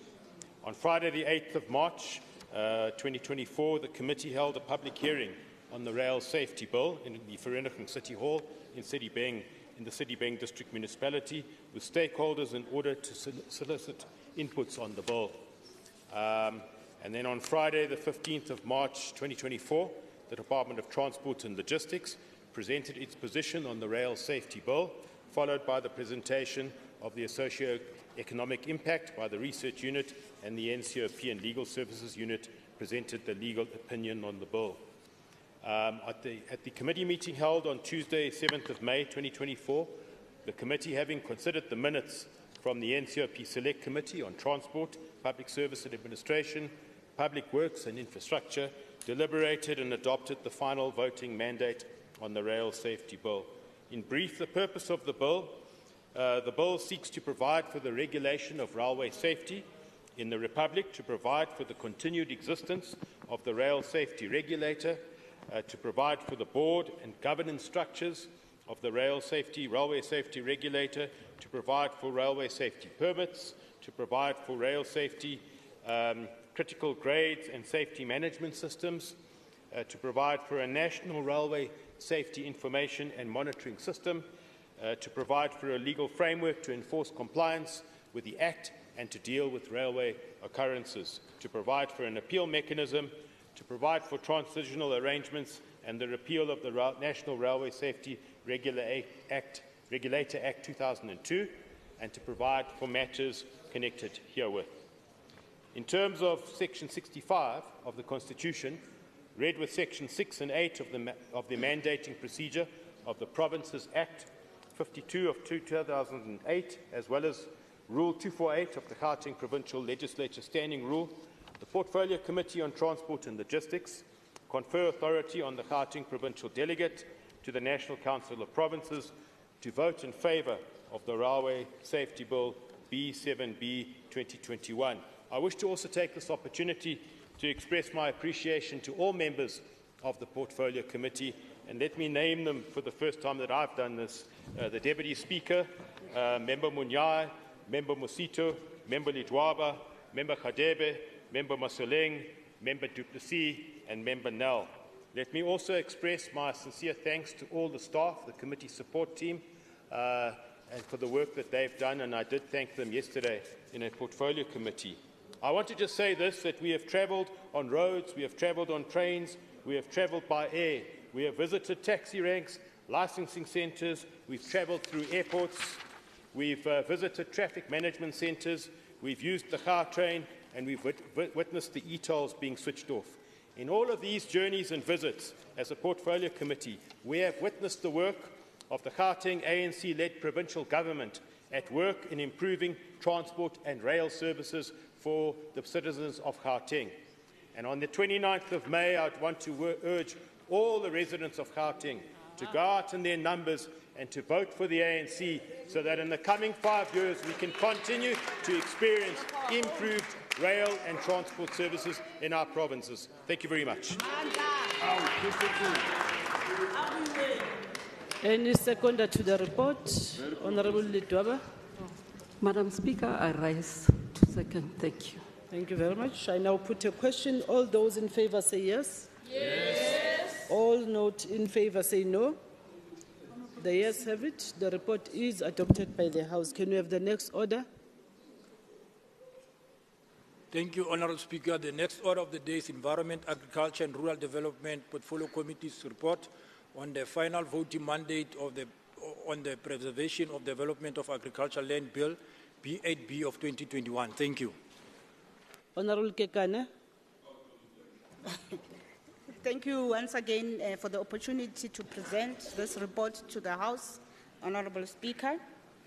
I, Rufilwe Kekana, the chairperson of the Environment, Agriculture and Rural Development Portfolio Committee, hereby presents a report on the final voting mandate of the Preservation and Development of Agricultural Land Bill. I will focus my report on the process, the objectives of the bill, the envisaged socio-economic implications, and adoption. On the process followed, Madam Speaker, you yourself referred the bill formally to the Portfolio Committee on the 8th of December 2023 in terms of Rule 245, subsection 1A of the Gauteng Provincial Legislature Standing Rules for consideration and reporting. The committee further deliberated and adopted the negotiating mandate on Monday, the 29th of April 2024. And at this meeting held on Monday, the 6th of May 2024, just recently, the committee, having considered the minutes of the NCOP Select Committee on Land Reform, Environment, Mineral Resources and Energy, deliberated and adopted the final voting mandate of the bill in compliance with Rule 248 of the Standing Rules as well as Section 3 of the Mandating Procedures of Provinces Act. In terms of the objectives, Madam Speaker, the Preservation and Development of Agricultural Land Bill B8B 2021 seeks to amend the Principal Act with the aim of improving and enhancing the application and implementation of the Act as follows.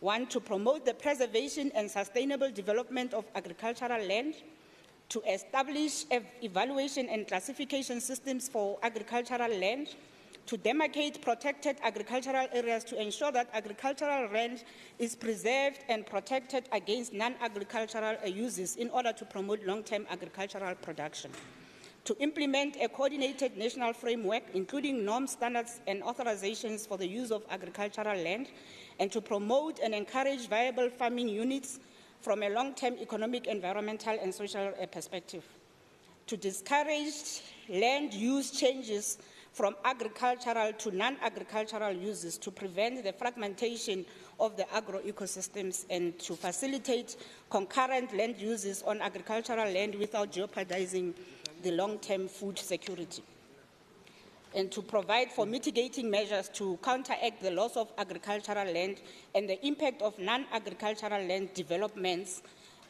such as housing and so on agricultural production capacity, and establish a national agro-eco information system with geo-referenced information to support the objects of this Act.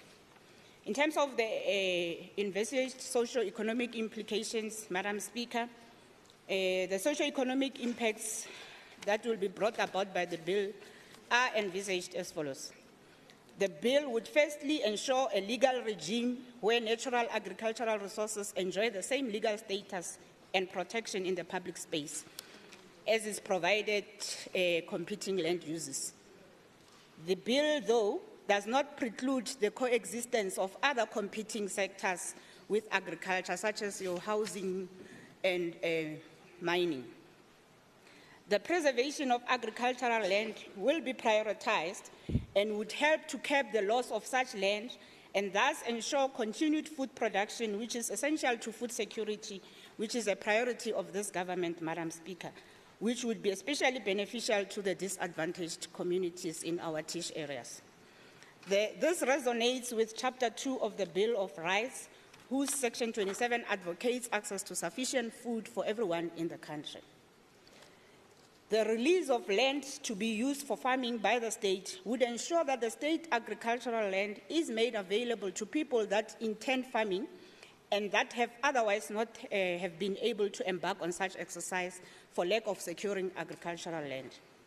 The bill will also ensure that in the face of competing land uses between various sectors, the broad objective of the bill, which is to preserve agricultural land for posterity measures, remained paramount.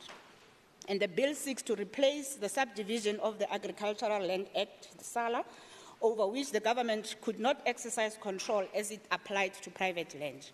This meant that agricultural land could be subdivided for other uses in the past, and the government could not intervene in such cases. The bill is aimed at protecting all farmers in the country, be they small-scale farmers or commercial farmers. And this seeks to help with increasing employment opportunities in rural areas and therefore contribute to the reduction of poverty levels in the country.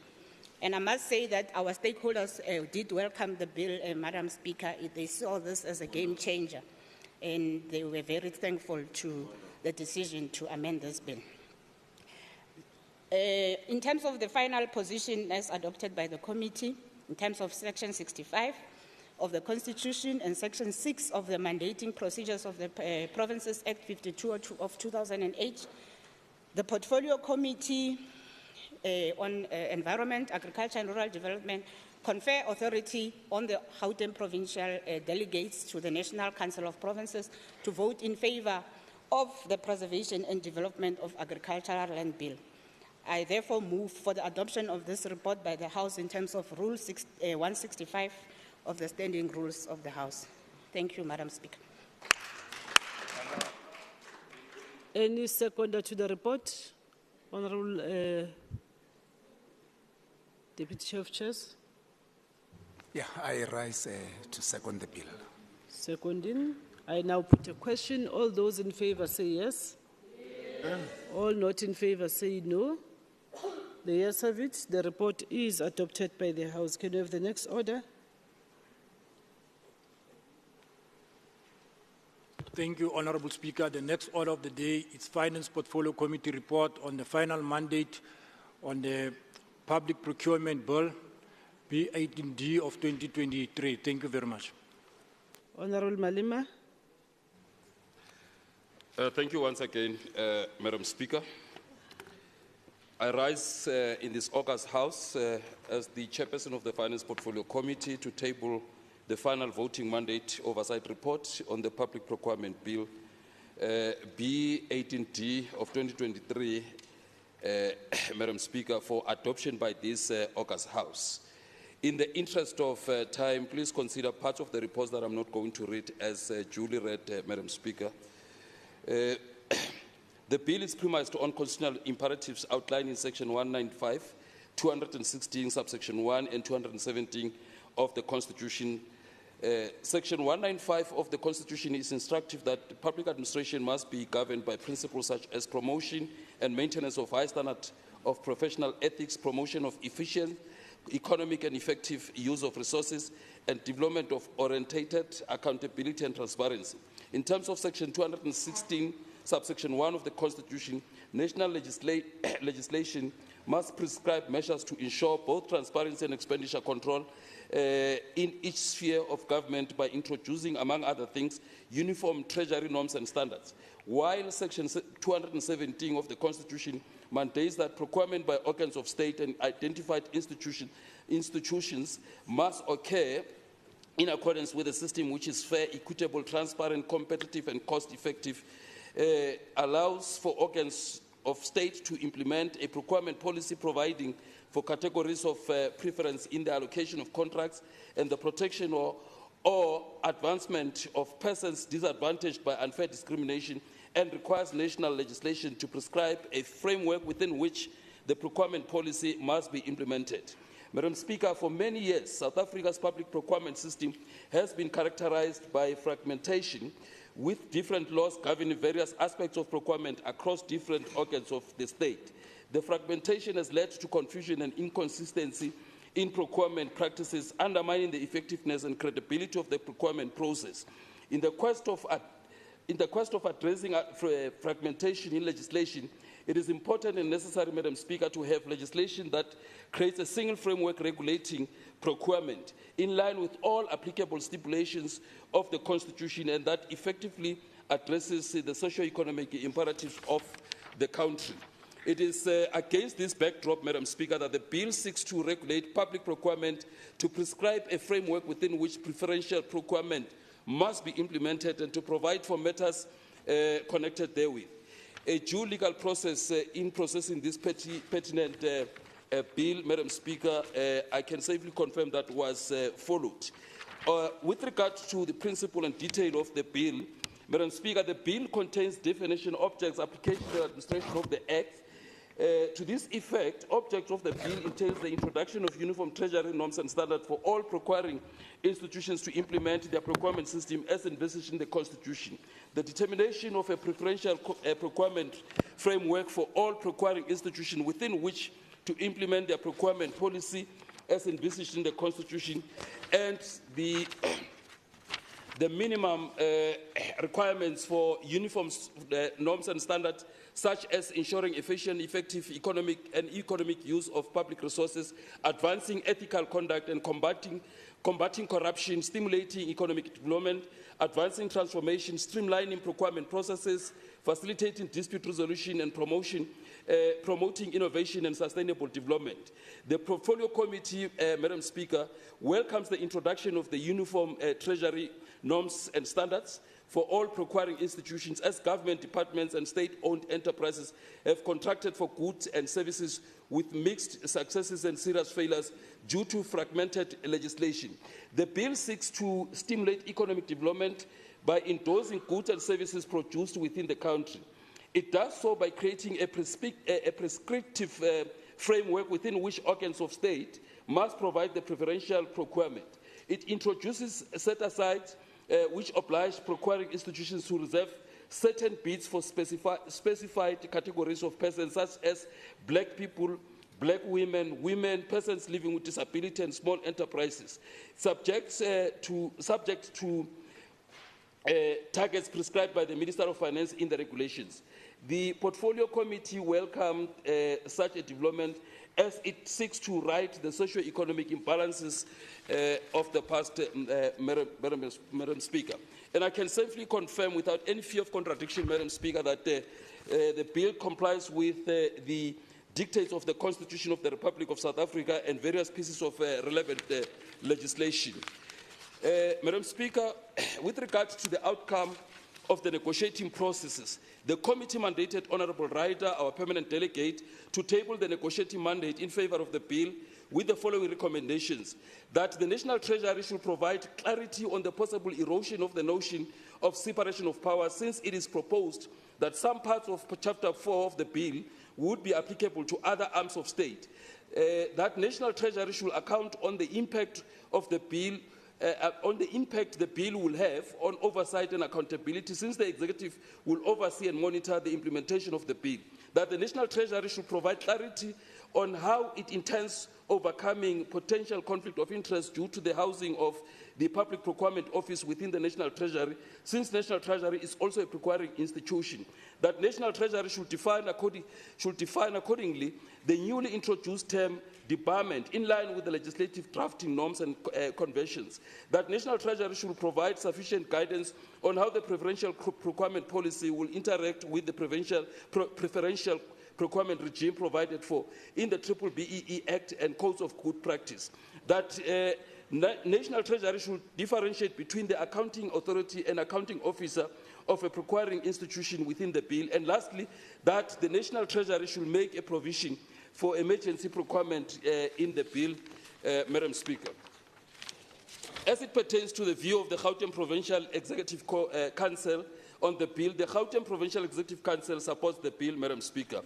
And on the final position adopted by the committee, after consideration, the Finance Portfolio Committee, in accordance with Rule 163, adopted the report in support of the Public Procurement Bill, B18D, of 2024, Section 76, as referred, and recommends its adoption by the House. Hence, I so move in this House, Madam Speaker. In terms of Section 65 of the Constitution of the Republic of South Africa, read with Section 6 and 8 of the Provincial Mandating Procedures Act 52 of 2008, as well as Rule 248 of the Gauteng Provincial Legislature Standing Rules, the Portfolio Committee on Finance confer authority on the Gauteng Provincial Delegates to National Council of Provinces to vote in favour of the Public Procurement Bill. However, the minority of members did not support the bill, Madam Speaker, citing lack of adequate provisions of assessing and ensuring cost-effectiveness, disregard of the implications of donor funding, overarching powers of the Public Procurement Officer to issue instructions on preferential procurement on other spheres of government, inconsistencies with preferential procurement with the provisions of Section 217 of the Constitution, and the implementation of race-based preferential procurement without compromising fairness, transparency, aligned with constitutional principle of discrimination. Minority report is attached for ease of reference, Madam Speaker. As I conclude, Madam Speaker, the Portfolio Committee extends gratitude to the Honourable MEC Jema Mabolo, the Head of Department, Ms. Anne Munyan, and officials of the Gauteng Provincial Treasury for their cooperation during the processing of the bill. Thanks and appreciation to all honourable members of our next Portfolio Committee, Dr. B. Masuku, Dr. M.R. Paladi Khamela, Ms. Honourable Member Arre Mokhale, Honourable Member Kanyile, my personal mentor. Honourable Member Robinson, Honourable Member Mriate, Honourable Member Mtankoma, and Honourable Member Dilange. The committee's gratitude is extended to the following support staff: Group Committee Coordinator, Mr. Tibu Dibe, Senior Committee Coordinator, Mr. Jane Sali, Researcher, Mr. L. Chilwani, Legal Advisor, Ms. W. Nkubani, Senior Information Officer, Mr. W. Nzimande, Media Officer, Mr. Eddie Kola, NCOP Coordinator, Mr. Teboho Ranaka, Triple P Coordinator, Mr. Ben Ndlomo, Committee Support Unit Intern, Ms. T. Mangole, Triple P Intern, Mr. Kenwell Nkosi, Service Officer, Ms. Arm Simanga, and Hansard Recorder, Ms. R. Singh. I thank you, Madam Speaker. Any seconder to the report? Honourable Mokhale. Speaker, I rise to second. Seconding. I now put a question. All those in favour say yes. All not in favour say no. The yes have it. The report is adopted by the House. Can we have the next order? Thank you, Honourable Speaker. The next order of the day is Environment, Agriculture and Rural Development Portfolio Committee's report on the final voting mandate on the Plant Health Bill B14B of 2021. Thank you. Honourable Kekana. Thank you once again, Madam Speaker. Last meeting, Madam Speaker, since this is my last day, you are overworking me. Madam Speaker, I must say that the passing of these three bills, this one is the third one that will be passing today, that will be adopting today, is very important in ensuring that the ANC-led government will achieve its objectives of reducing hunger, poverty, unemployment and inequality in our societies, Madam Speaker. And this view has been expressed widely by our stakeholders as we went about doing the public consultations. Madam Speaker, I would request that part of the report that I'm not going to read be taken as read, and I will once again focus on the process, the objectives, the socio-economic implications, acknowledgements, and finally the adoption. Madam Speaker, yourselves, Honourable Ntombi Mikwe, you formally referred this, the Plant Health Bill. This is the bill that talks to plant health, which is called Phytosanitary Bill. You referred to the Phytosanitary Bill, Bill 14B of 2021, on Thursday, the 22nd of February 2024, to the Portfolio Committee on Environment, Agriculture and Rural Development in terms of Rule 245, subsection 1A of the Gauteng Provincial Legislature Standing Rules for consideration and reporting. The committee deliberated and adopted the negotiating mandate on Monday, the 6th of May, 2024. And at the meeting held on Thursday, the 9th of May, 2024, the committee, having considered the minutes of the NCOP Select Committee on Land Reform, Environment, Mineral Resources and Energy, deliberated and adopted the final voting mandate of the bill in compliance with Rule 248 of the Standing Rules, as well as the Section 3 of the Mandating Procedures of the Provinces Act 52 of 2008. The objectives of the bill, Madam Speaker, were provided for phytosanitary measures to prevent the introduction, establishment, and the spread of regulated pests to safeguard South African agriculture and plant natural resources. This would further support the safe and fair international as well as the domestic trade, the maintenance of current export markets and establishment of new markets, the crop production, food security programs, the growth and the development of the economy, as well as the creation of jobs. In terms of the envisaged socio-economic implications, the socio-economic impacts that will be brought about by this bill are as follows. One, to promote the creation of job opportunities through the establishment of import control and export control agencies, which would be primarily concerned with preventing the introduction and the spread of crop pests, as well as ensuring compliance with importing countries, respectively. To enhance food security with increased establishment of cropping zones to meet the demand of market outlets, as well as through ensuring that the spread of pests that have a devastating impact of crops is minimized. And to contribute to economic growth with demand for exports increasing in the country, as well as through improving the competitiveness of South Africa's agricultural produce in international markets.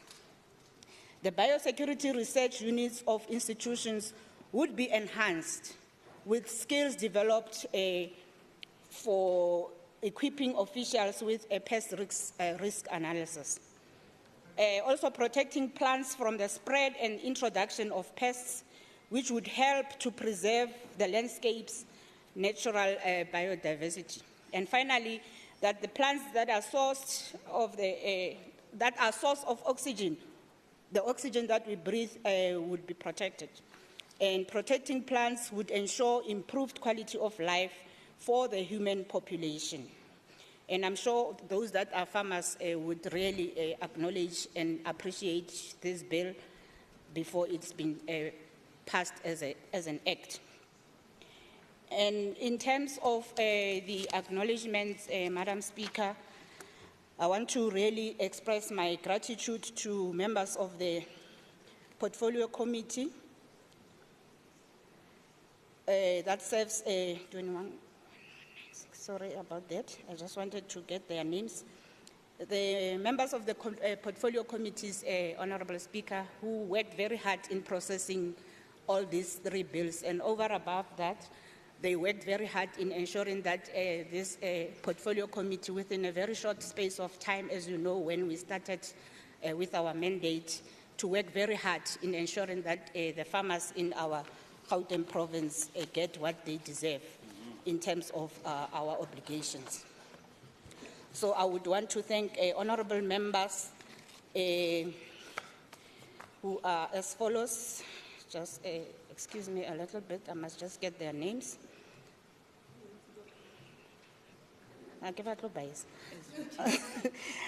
Honorable Member Mpapa Kanyane, Honorable Member Hassan Fasia, and Honorable Member Ndlovu, Honorable Member Ndlovana, Honorable Member Engelbrecht, Member Makene, Member Mukwebo, and Member Dos Santos, who was an alternate member, but he made sure that he attends each and every meeting of the Portfolio Committee, even more than permanent members of the Portfolio Committee.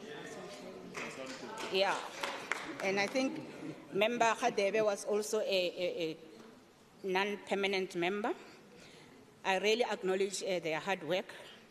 And I further want to acknowledge the work of the support staff that worked with us, Mr. Budibe, the group committee coordinator, the committee researcher, Mr. Bongani Mabuza, who has been very helpful in his research work, committee coordinator, Ms. Mampe, excellent, administrative assistant, Ms. Mgadi, Hansat Recorder, Ms. Refilo Muremi, and the senior information officer, Ms. Jenny Kevitz.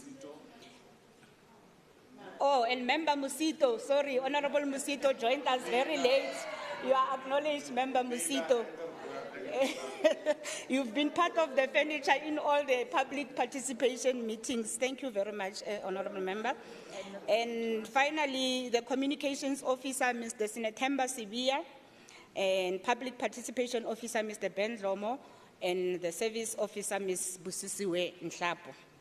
And after due consideration, Honorable Speaker, in terms of the adoption by the committee, in terms of section 65 of the Constitution, and Section 6 of the Mandating Procedures of the Provinces Act 52, the Portfolio Committee duly confer authority on the provincial delegates to the National Council of Provinces to vote in favor of this plant health, the phytosanitary bill, Bill 14B 2021 of Section 76. I therefore move for the adoption of this bill in terms of Rule 165 of the standing rules of this August House. I thank you, Madam Speaker. Any seconder to the report?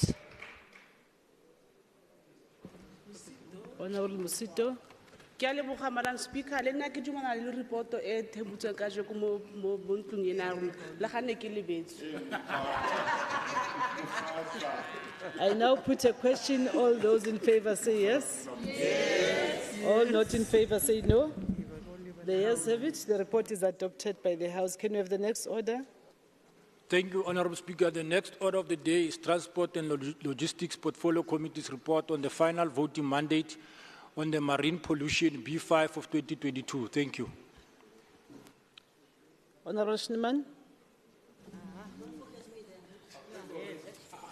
Once again, thanks very much, Madam Speaker. But before I present the report, I just want to say it might be my last opportunity to present a report in this House, but I want to say to the members on that side of the House, it will not be the last time that an ANC member chairs this committee.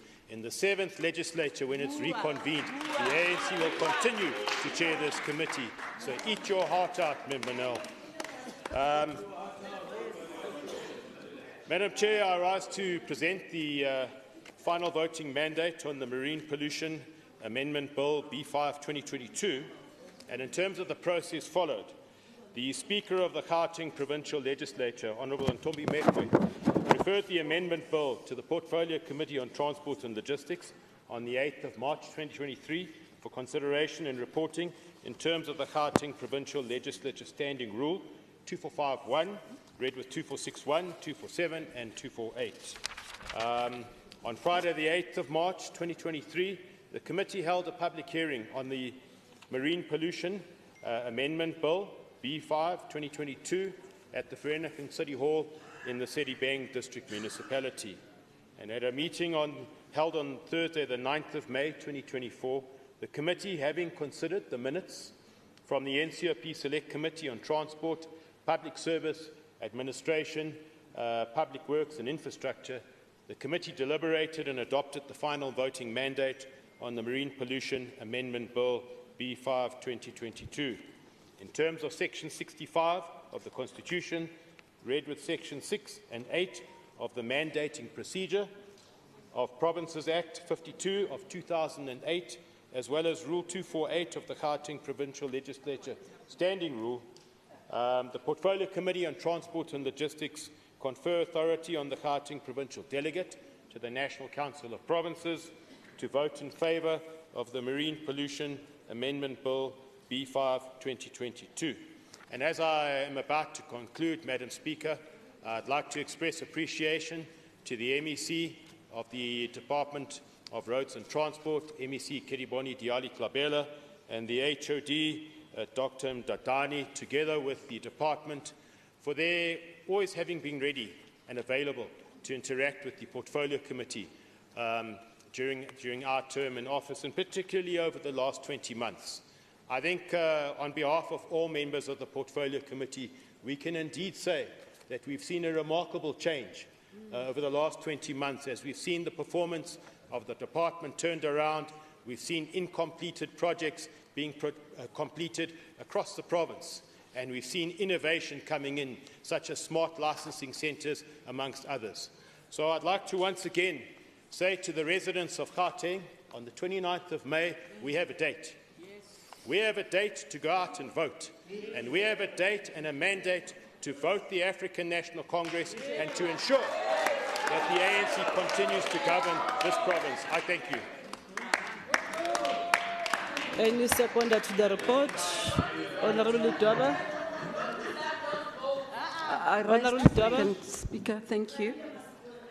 Seconded. I now put a question. All those in favour say yes. All not in favor say no. The yes have it. The report is adopted by the House. Can you have the next order? Thank you, Honorable Speaker. The next order of the day is Privileges and Ethics Standing Committee report on the Integrity Commissioner's investigation into alleged non-attendance of Honorable Koma to GPL engagement. Thank you. Honorable Mhlagaza Manamela.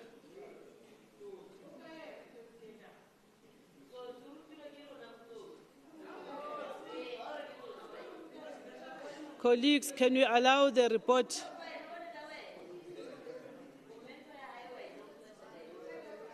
Thank you, Chair. Madam Speaker. The Chairperson of the Standing Committee on Privileges and Ethics, Honorable N. Mhlagaza Manamela, tables on behalf of the committee a report on the alleged non-attendance of Honorable M. Koma to GPL events as follows. Firstly, the introduction is as follows, Madam Speaker. This report is drafted in terms of Rule 274 on the standing rules of the Gauteng Provincial Legislature. The report provides a synopsis of the investigation into the matter of whether Honorable Koma has breached the Code of Conduct for members as alleged. In terms of Rule 2643B, the Speaker referred the alleged non-attendance of Honorable Koma to GPL engagements to the Chair of the Privileges and Ethics Committee for investigation and appropriate remedial action on the 8th of April 2024. The process that was followed is as such, Madam Speaker. On the 9th of March 2024, the Chair of the committee tabled the complaint to the committee, and it was referred to the Office of the Integrity Commissioner for investigation and to report back to the committee within 14 working days. On Friday, 26th April 2024, the Integrity Commissioner, Ms. Guguma Shikho, presented a report on the investigation into the alleged non-attendance of Honorable Koma to GPL engagements to the committee. A 10-day notice was sent to Honorable Koma to come and address the committee to discuss the investigation report on the Integrity Commissioner, which was not acknowledged. The committee deliberated unanimously and adopted the committee report on the investigation on the alleged non-attendance of Honorable Koma to GPL engagements on Thursday, which is the 9th of May. It must be recorded, Chair, that all efforts that were done through his party and directly to him, SMSs, calls and everything were remained unacknowledged when they were sent or done by the Honorable, or rather, sorry, by the IC and the committee itself. All those remained unacknowledged and ignored. 3, on the alleged non-attendance of Honorable Koma to GPL engagements. The allegation emanated from a memorandum from the Chair of Committees, Honorable Sizakele Nkosima Lebane, which stated as such: the Economic Freedom Fighters political party has not deployed Honorable Koma to any standing portfolio committee of the legislature, and thus the member has never been able to participate to give effect to the oversight, scrutiny, and public participation mandate of the legislature. Honorable Koma is only recently a member of the Rules Committee and an alternate member of the Privileges and Ethics, Health and Wellness, Sports, Arts and Culture committees. He was previously an alternate member of the CSSL, which he has never attended, of course. However, it can be confirmed that Honorable Koma has never attended any of these engagements of the committees. Honorable Koma has only attended 50% of the House sitting as opposed to the 80% stipulated during 2024. Committee findings are as follows. What is the problem? The committee noted the following, Chair. The problem that you are drunk. There is no evidence that Honorable Koma applied for leave from his party in terms of Rule 32(1), which states, I quote, members must attend each meeting of the House and the relevant committees unless they are granted leave, read with Rule 32(2), which further states, I quote, a member must apply to his or her party for leave if the period of proposed absence is less than 30 consecutive days. I close quote. 4.2, that out of 62 House sittings from 29th October 2019 till 16 April 2024, Honorable Oma attended only 18 House sittings out of 62 and submitted one apology. There is no evidence that Honorable Koma applied for leave from his party in terms of the Rule 32.1, which states, again, I quote, members must attend each meeting of the House and the relevant committees unless they are granted leave. This is read with Rule 32.2, which states, I quote, again, a member must apply to his or a committee for leave of the period of or proposed absence if it's less than 30 consecutive days, I close quote. Honorable Koma was absent from the House sittings for less than 30 consecutive working days for the consecutive years. It's 5 years this, since he became a member of the legislature. The committee noted, 4.3, the committee noted that out of 62 House sittings from 29 October 2019 until 16 April 2024, Honorable Koma, of course, we say 18 House sittings and one apology. One apology was submitted. 4.4, the committee noted that Member Koman has never attended any committee meetings where he was either an alternate or a main member. There is no evidence that any main member of these committees from his party arranged for him as an alternate member to attend a meeting of the committees on their behalf. In terms of Rule 32.7. Therefore, in conclusion, Chair, the committee concludes that the alleged non-attendance of Honorable Koma to GPL engagements is equivalent to fraud. As his salary was paid, his salary was paid according, whereas he was not executed.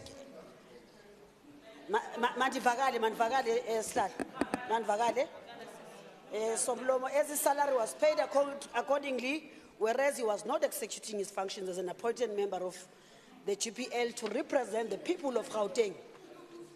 The honorable member was also allocated the tools of trade, cell phones and laptop by the legislature for him to execute his work and enjoy all the use or enjoyment of any specified facility provided by members of parliament or of legislature. Set your rules up.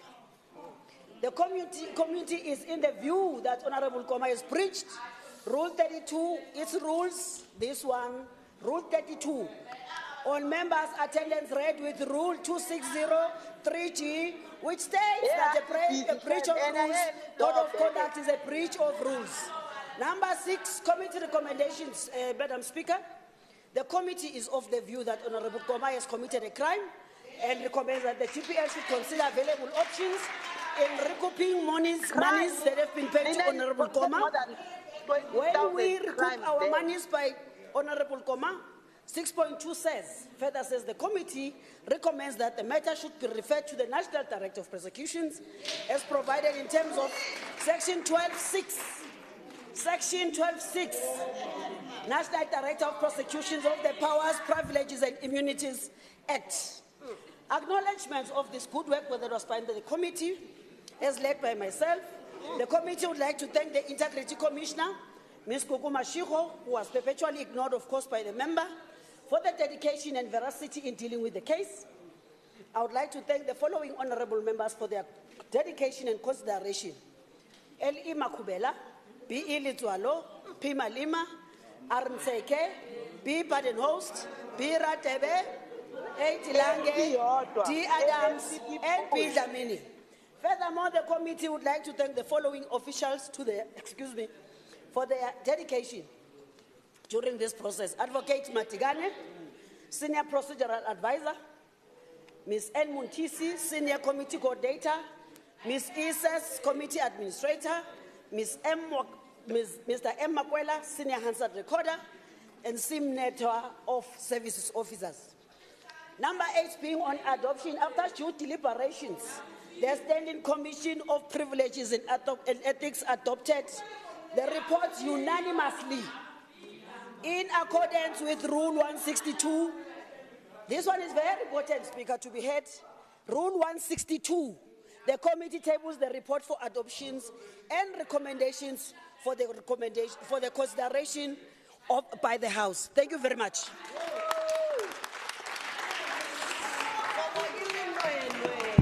Any seconder to the report?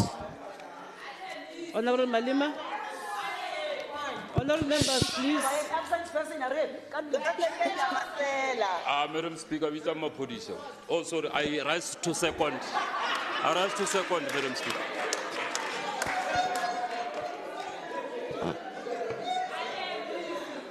Thank you, thank you, thank you, thank you. I now put a, all members, whoa. I now put a question. All those in favor of the report, say yes.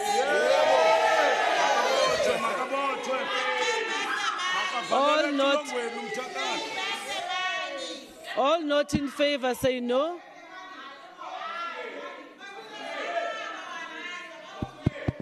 The yes have it.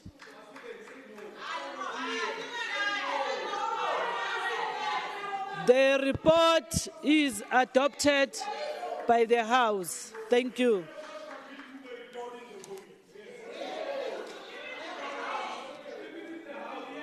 Can we have the next order?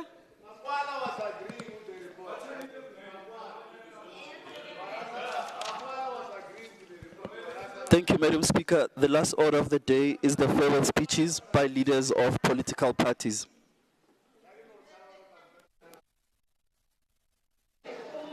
Thank you, Honourable Makubela.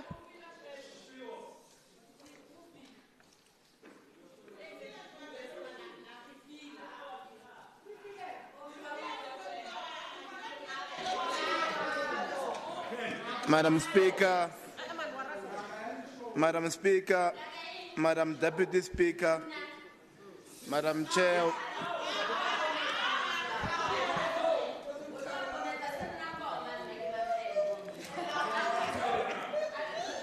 Order, order.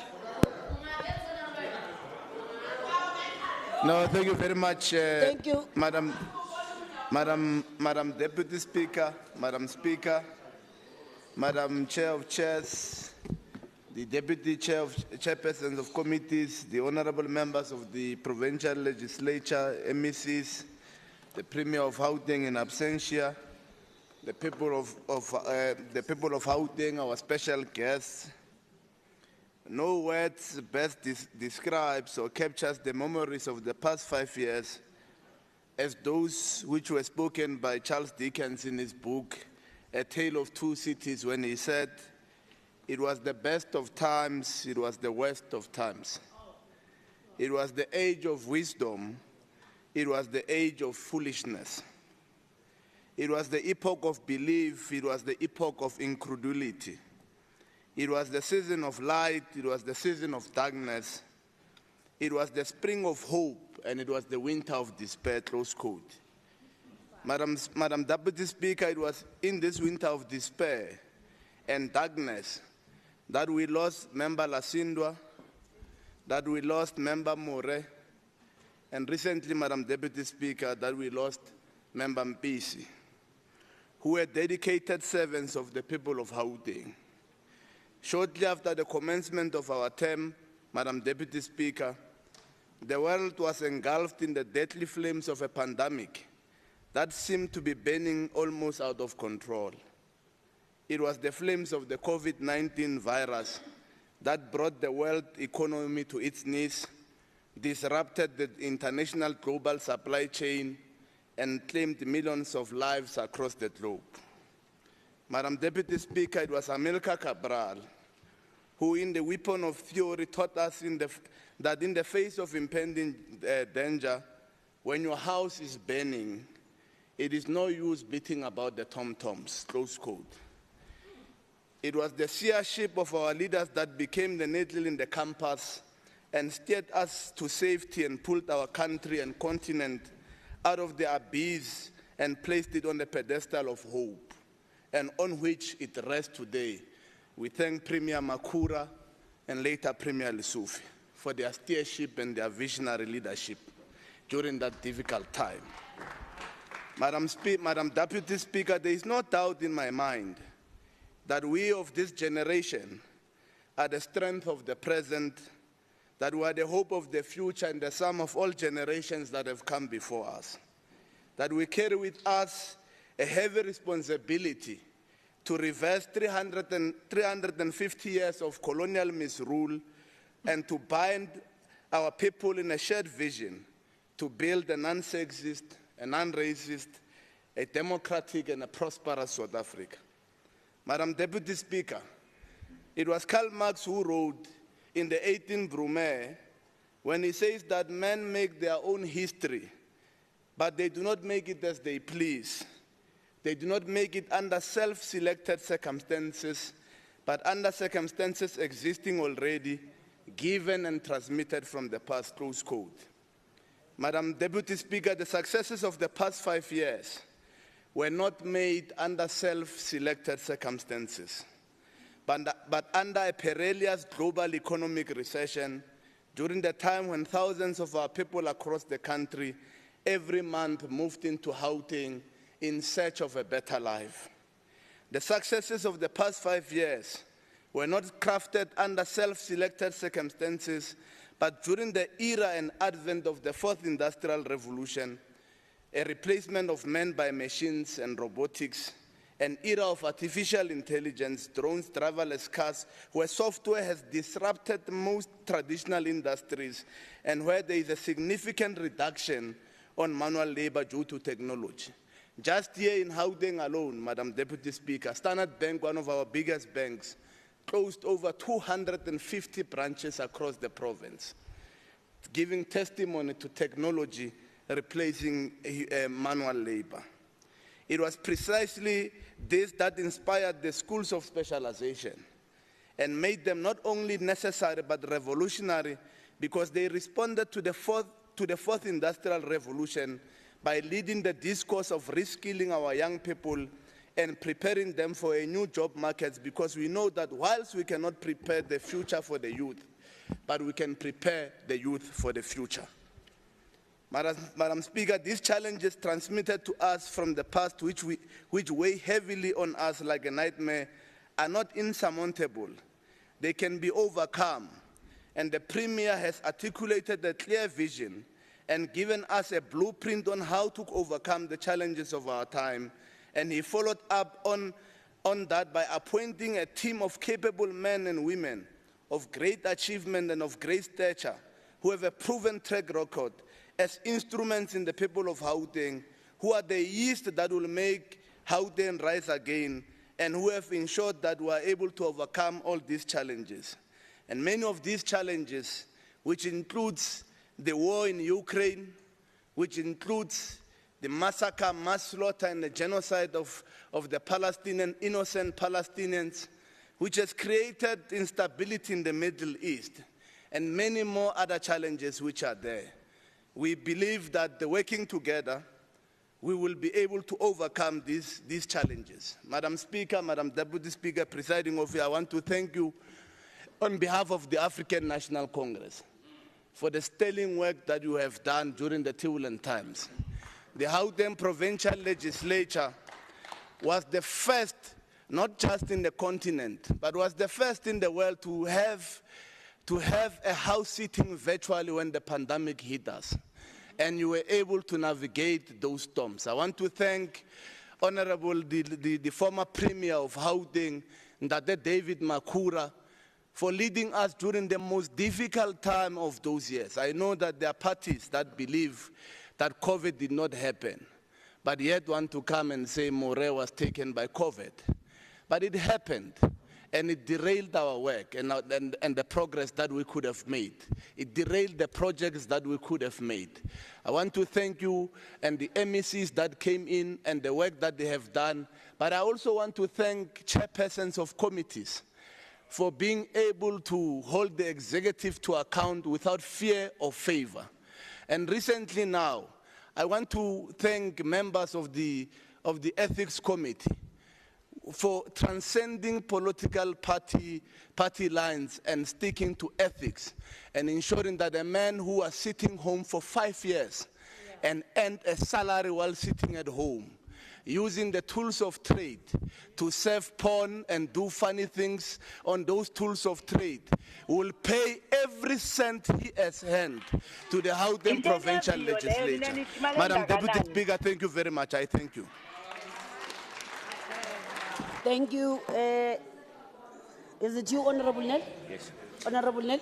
Thank you, Deputy Speaker. Before I start, I just want to say to Member Schneeman that I know where he is on the ANC list, and if he's in doubt that he might not make it back, then there must be doubt about the ANC making it back, because he's fairly high on the list. But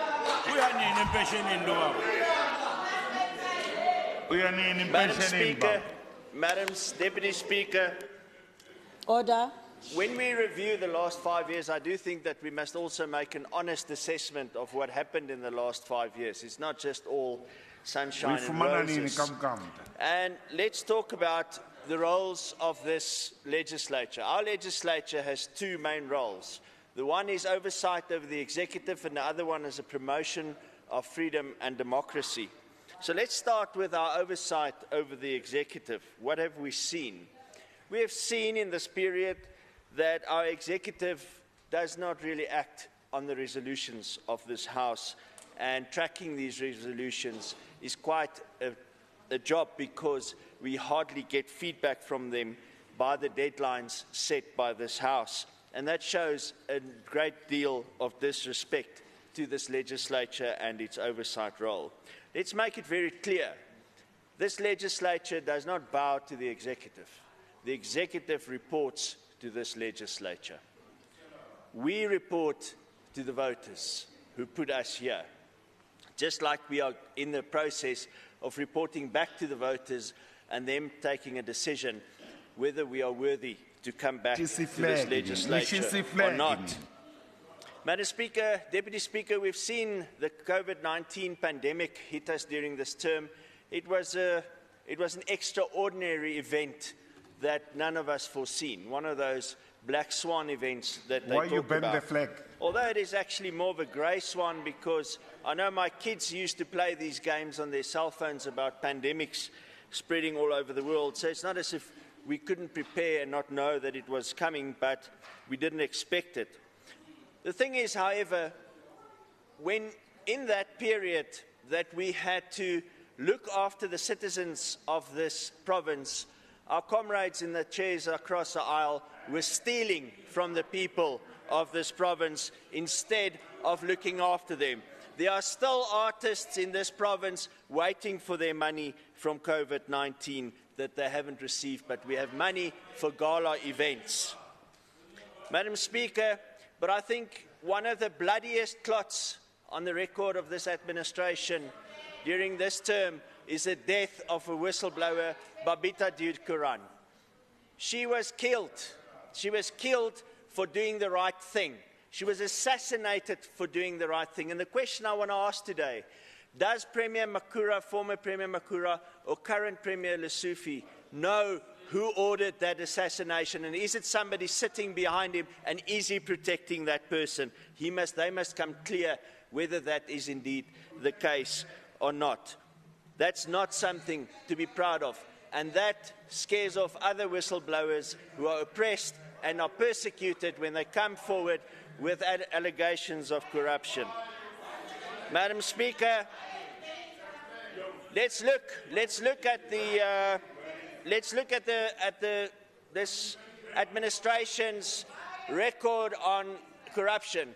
The only thing they did is they fired one MEC for his alleged involvement in COVID-19 corruption.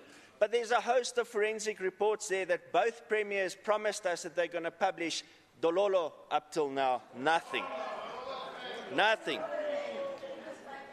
Let's look at our Treasury, who doesn't understand the difference between a rand or a dollar. They couldn't buy a simple Microsoft license in rand. They had to spend it in dollars and so on. But that's not all. What about all the NGOs that's not being paid? All the NGOs that's been closed down, who did good work because of this government's interference in the social system. Gangsterism has gone up. We've seen the introduction of crime wardens. We've seen the introduction of the Ukai Malau program.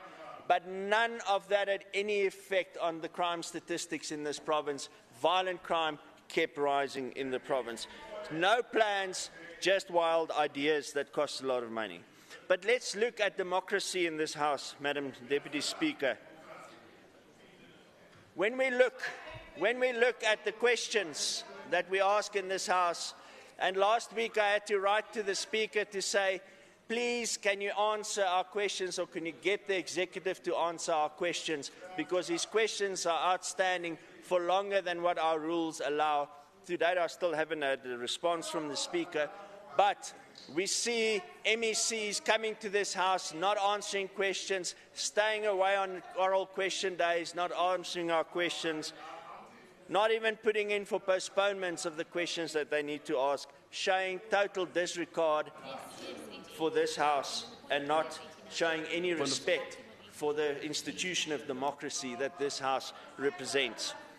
If our executive were really on the ball, they would understand the importance of answering our questions on a point of in this order, House. Madam Deputy Speaker, Madam Speaker, I rise on a point of order in terms of Rule 89 of the Standing Rules of the Gauteng Provincial Legislature. I want, before the honourable member can proceed, man, can we be taken into confidence and be told why the national flag was banned by the DA? Madam Deputy Speaker, the misunderstanding of our rules is once again an indication that the ANC does not understand democracy in this House. The order was directed to the Presidium, okay. So wait. Member Malema, that order will not be applicable. You'll answer each other in the gala dinner. Thank you very much. Thank you. Proceed, Member Nel. Thank you, Deputy Speaker. Deputy Speaker understands the rules, as she should. Deputy Speaker, we also had a situation where many decisions by the Speaker were referred to the Rules Committee, but only one of those referrals were actually ever considered by the Rules Committee. We hardly had any meetings during this period, and it seems like the impartiality of the Speaker's chair was really undermined during this term. As legislatures, we work with annual reports, we work with budgets, we work with quarterly reports, we conduct focused intervention studies. And when we work in our committees, we actually see the real potential that this legislature holds. Doing those focused intervention studies, bringing resolutions to this House, that's where the real power of democracy in this House does lie. However, when we see that resolutions are not adhered to, that becomes a problem. But the potential is there for this House, for this legislature, to become a beacon of democracy and a beacon of freedom in our province and in our country and even on our continent as we go forward. Therefore, Madam Speaker, as we go back to the voters of this province who must decide whether they're going to renew our mandates or not, to all the members here, good luck with your election campaigns. Members, order. Order, and please. to those who will bid us farewell, maybe going to another legislature, good luck on your journey, and please make Gauteng proud when you go there. And we look forward to hearing from our colleagues in other legislatures how you are doing there. But we know, because of the training that you got in this legislature, you'll do excellent work in other legislatures. Madam Speaker, Deputy Speaker,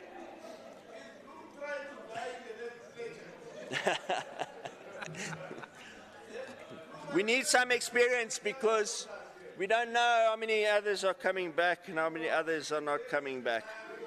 Madam Deputy Speaker, Chief Whip, order. My regards also, I know I've been critical of her, but my regards to the Speaker. I understand this is her last term as a Speaker. I'm not sure whether she's coming back, in which position she's coming back. But, but good luck on your future endeavours. Madam Deputy Speaker, I hope that when we come back in the next term of this legislature, that we will recommit and reinvigorate democracy and freedom in this House and tighten our grip on the executive that we've loosened over the 5 years and recommit ourselves to keeping them accountable on behalf of the citizens of this province. Thank you very much. Thank you, Member Nel. MEC Diale. It's my house, this one, now. Yeah, it's not GPG. Colleagues, all of you across the board, especially here, you are making noise. The heckling is provided for and so on, so don't make me even squeeze you that right now. We can't hear speakers, we are drowned. I mean, the speakers are drowned, we can't hear. We want to hear your goodbyes, farewells, and so on. You'll proceed in the farewell dinner if you will.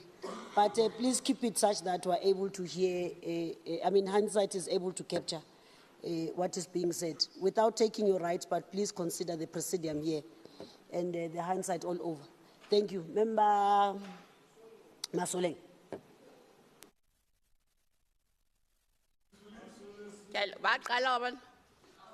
Protect speaker.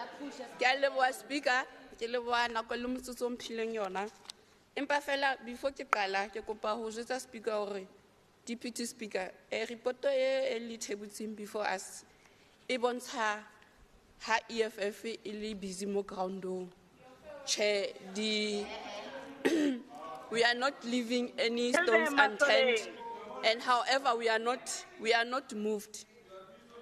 Speaker, the past 5 years had been tough, frustrating and exciting at the same time. It was tough and frustrating because this administration had to operate under very difficult conditions brought about by COVID-19. This made it extremely difficult for all of us as opposition parties to adequately hold the executive accountable for the best part of the term. We tried under the circumstances that the political business of all political parties is carried out as expected. Honorable Speaker, we would like to place it on record that the hecklings and fights in this August House over the past 5 years were not out of hatred for each other, but because of the love of the people of Gauteng. We fought vehemently for the people of this province, in particularly the Black African majority. We have had our highs and lows throughout the past 5 years, but what was important was that we were all serving at the behest of the people of this province. Since 2014, our arrival as the EFF at the National Parliament, as well as in this House, shifted the politics of South Africa. Yes. Yes. And the way people see politics, we disagreed and agreed robustly on issues that affect our people. We sometimes had verbal battles. This because we as the EFF love South Africa so much, especially the black majority, who for them, it is not yet Uhuru, unfortunately. Our love for black people as the EFF is unmatched and will forever remain a thorn to all enemies of economic freedom. Speaker, one of the highlights was the successful removal of Dr. Bandile Masuku as an MEC of Health for his failure to exercise oversight on his department. This spared this House the unnecessary grief of having to report to a questionable member of the House who allowed corruption to go unabated during the most difficult times of our lives. This showed how the EFF can lead, provide superior logic, and provide advice to a centenary-old organization. As few as we are in this House, we managed to confront the ruling party and ask difficult questions to ensure that the Premier and the Executive are held accountable. Some of these questions are still hanging, by the way, Speaker. We submitted more than 8 motions over the past 5 years, which were refused by the majority party and never got to be debated in this House. The next administration, under the leadership of the EFF in Gauteng, will ensure that all these unanswered questions are responded to through service delivery, not just empty promises. What these motions wanted to achieve will find expression under the new EFF administration. Over the past 5 years, this province had been worse off under the leadership of the ANC. We have seen corruption and the looting of state resources and mismanagement of the province. We have seen no consequences of wrongdoing. The resources meant for COVID-19 to save lives were looted and leading to thousands of deaths. We close the 6th administration today, leaving behind collapsing infrastructure. We are closing the 6th administration today, leaving behind incomplete capital projects. We are closing the 6th administration, leaving behind us lawlessness in our schools, with learners crying out loud by committing suicide. Speaker, we are closing the 6th administration, leaving behind a dire shortage of medical professionals at our public health facilities. Yet we are saying we are ready to implement the NHI. We are leaving behind a high level of crime and youth unemployment in our province. We are leaving behind us a dark cloud over our heads, a monster called narcissism, the sheer abuse of state resources of political gains, as if the butchering of more than 144 mentally ill pensioners by the ANC was not enough. This narcissism is a mental torture to our own young and vulnerable black children. As the EFF, we are today saying it is up to the people of Gauteng to decide from the 27th to 29th of May. It is up to them to put in place a government that have their interests at heart. And that government is the EFF, the government that will give them back their basic human rights by expropriating land without compensation for equitable redistribution. For the past 30 years, they have been lied to you. At our consultative meetings with communities in preparation of the EFF election manifesto, communities expressed gratitude and sincere appreciation for the educational processes the EFF offered Gauteng constituencies. This signaled their acceptance of the party. Honorable Speaker, the EFF would like to wish all members and all parties represented in this House the best as we conclude the business of the current administration today.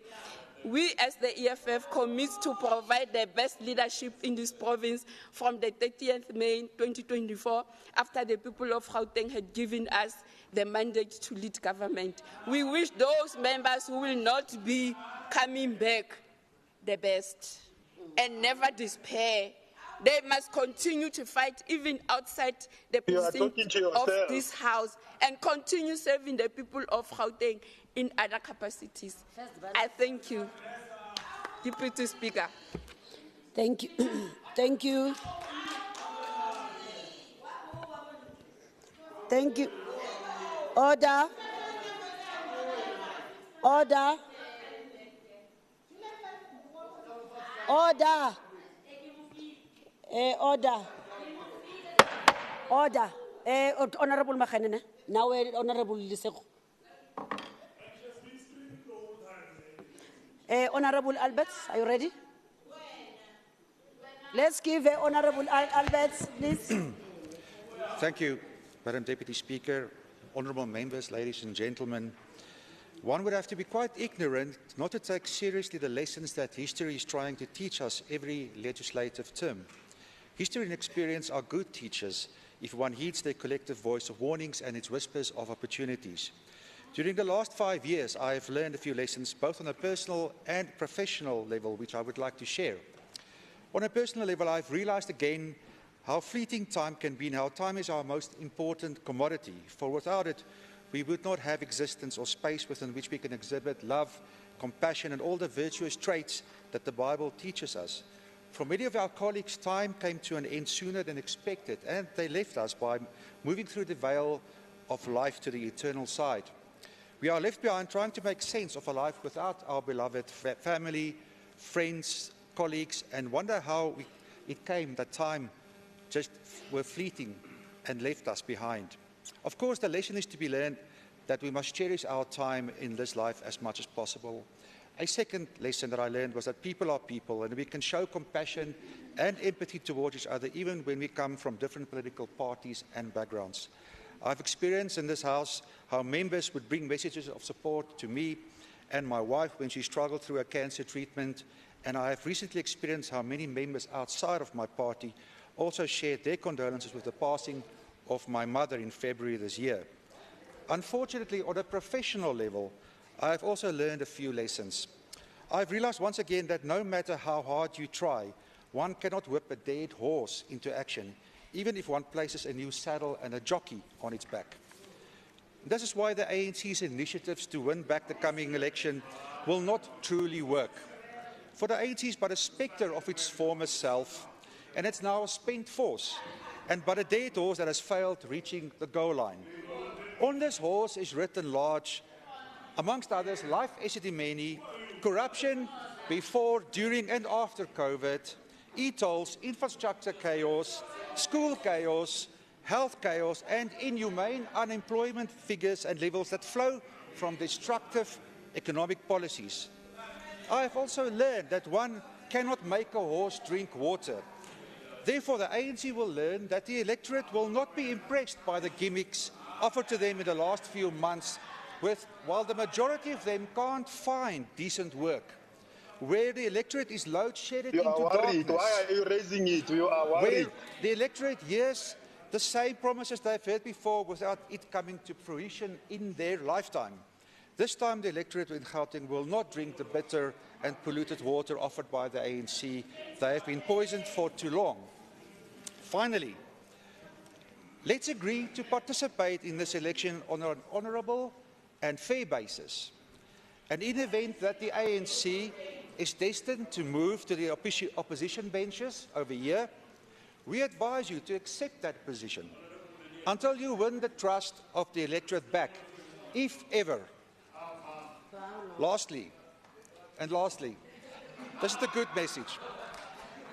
Irrespective of all our differences, I wish all the members of this House only the best in their personal lives, irrespective of the outcome of the elections or wherever you may go. May God bless you all. Thank you.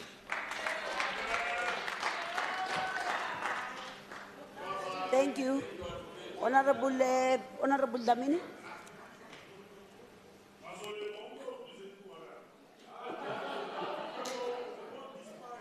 Honorable Dlamini, is he connected? Those who are in the know or in the sea. Okay, Honorable Bishop for now.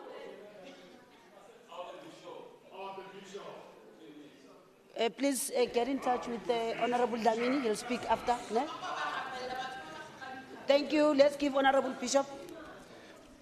Honorable Speaker, Honorable Premier, Honorable members, my colleagues, and the people of Gauteng. Deputy Speaker, let me at this junction of my farewell speech dedicate my speech in this august house to my sister Elsie Pitt that passed away last week. Thank you to everyone that sent me and our family messages of condolences and comfort. I must firstly thank our President, Reverend Kenneth Mishwe, and our structures of the ACDP that has deployed me to the Gauteng legislature in May 2019. I must say, it has been a great honor to serve the people of Gauteng in the 6th administration. The past 5 years has been life-changing as well as a massive learning curve. When I came in with great enthusiasm, with great zeal in 2019 to occupy the seat, and I thought, honorable members, as an activist and a community leader, that I would come in here guns blazing to change Gauteng, only to find out things don't work out the way you think it will. I then realized that the Gauteng legislature is a different animal altogether.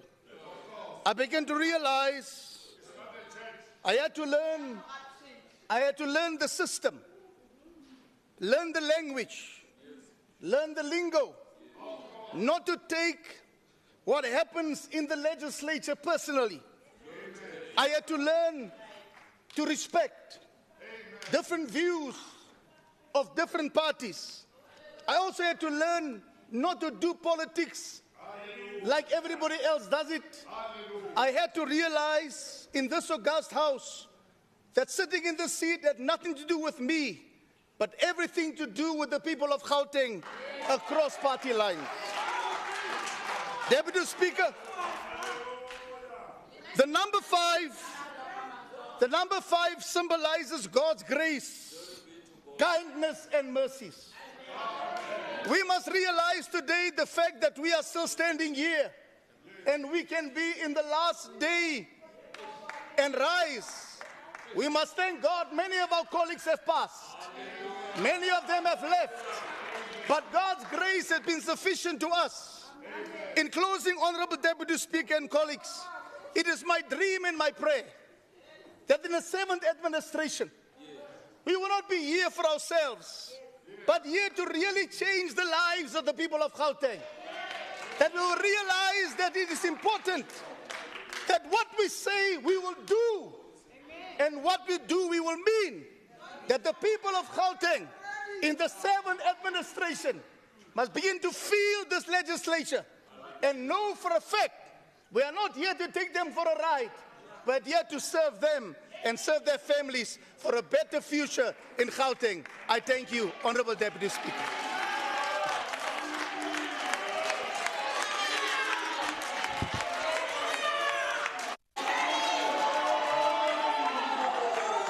Thank you. Thank you, honorable members. Thank you. Thank you. Let me check if Honorable Dlamini is still not found. Not found. Okay, thank you. Honorable Speaker. Honorable Speaker. Ningabe Nkula in the meantime.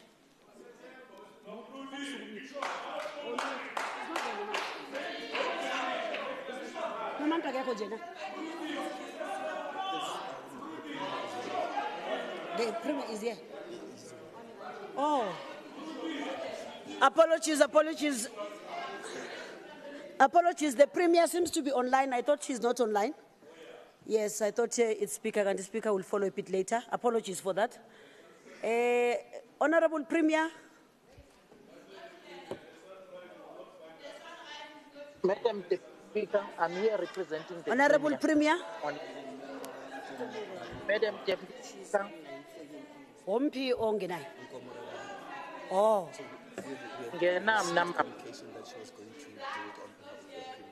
Okay. I was told that no Honorable Rally Hukwageko Ukona. She's online. Okay. Thank you. The Honorable Premier is not able to connect, or rather is not there. Honorable Deputy, MEC Health, Honorable Rally Huku. Thank you, Madam. Are you able to connect? Speaker. Oh, yes. Thank you. Go ahead. My apology for the confusion that has been created by our team, because it was clarified earlier on that I would represent the Honorable Premier. Madam Speaker, Madam Deputy Speaker, honorable members and leaders of political parties, we have now come to the end of the term of the Gauteng Provincial Legislature after 5 long years of working for and serving the people of Gauteng. The mandate of this August House is about to expire. My address at this final sitting is therefore the last such by the executive of the 6th administration. As per the Constitution of the Republic, different political parties which make up this House will seek fresh mandate through a competitive electoral process. In this competitive democratic process, they will be joined by many more parties, including the independent candidates who are not represented in this House. It is in the nature of the democratic process that at regular intervals, governments renew their electoral mandate, lest the whole democratic system of seas into a dead weight which thwarts and aspirations of the electorate. I wish to thank the August House for the dignified and constructive manner in which it has conducted its business since the day one of our term of office. It has been 5 years of hard work, challenges and successes. We have pulled through together, fully understanding the mandate of this August House, that is to ensure accountability and oversight over the executive. The House continued to ask questions of the executive, which helped the executive itself to identify blind spots which would have but potentially had adverse effects on the work that we're doing. The questions of this House that were asked overall well researched, well informed, and designed to elicit answers for illuminated the work we are doing. This way, this House was able to exercise its oversight role. There was therefore generally less grandstanding or posturing in that exercise. For this too, I am thankful. As per its constitutional mandate, this House has passed the legislation, served as a forum for public debate, involved the public in the lawmaking processes, and oversaw the activities of the provincial executive. From the vantage point of the executive, I would argue that all this work of this House did well with efficiency. We did with efficiency and seriousness of intent befitting the House's statute. I also wish to express gratitude for the support this House has provided to my predecessor, Premier David Makura, until he left office in 2022. By the same token, I'm thankful to the House for the support it has offered me until today. The process of changeover from Premier Makura to me was seamless and without hassles. This was yet another credit to this House. The change in executive authority should never impair the governance processes. In addition to the reshuffling of the members of the Executive Council, the Executive Authority also experienced some key challenges in the form of reconfiguration of certain portfolios. This evidently impacted the oversight committees, but still enjoyed the support of the House across board. This is the spirit in which we have to work, not only to fulfill our constitutional mandate, but also to deliver services to the electorate. I would urge to the House to carry on with this spirit into the newly constituted legislature. The truth is, despite inherent differences in our political orientation on the philosophy of governance, we should never lose sight of the imperative to put the interest of the electorate first.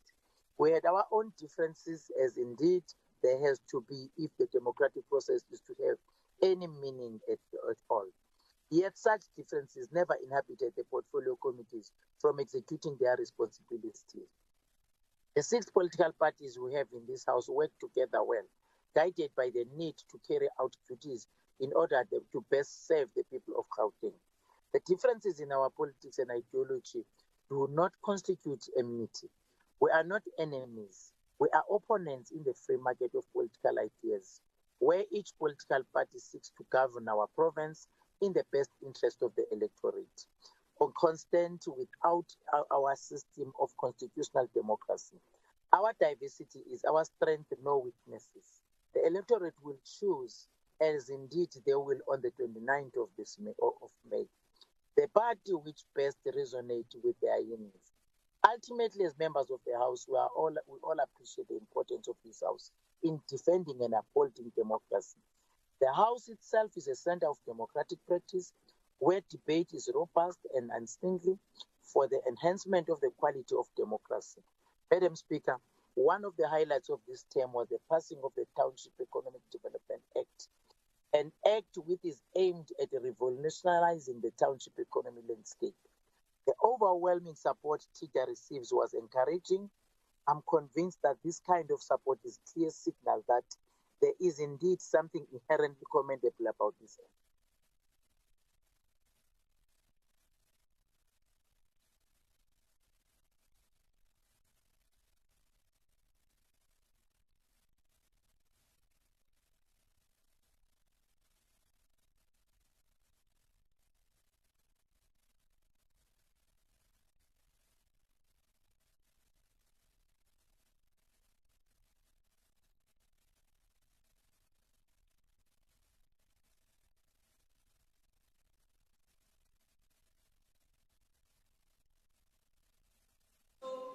MEC? MEC?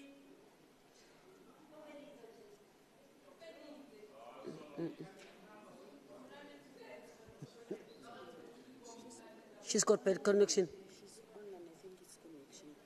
Because after this minute speaker and no one, she can't come back.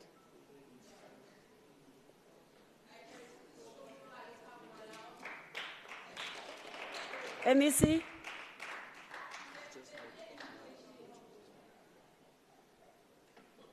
Okay, give us a minute. Colleagues, we're trying to reconnect her back.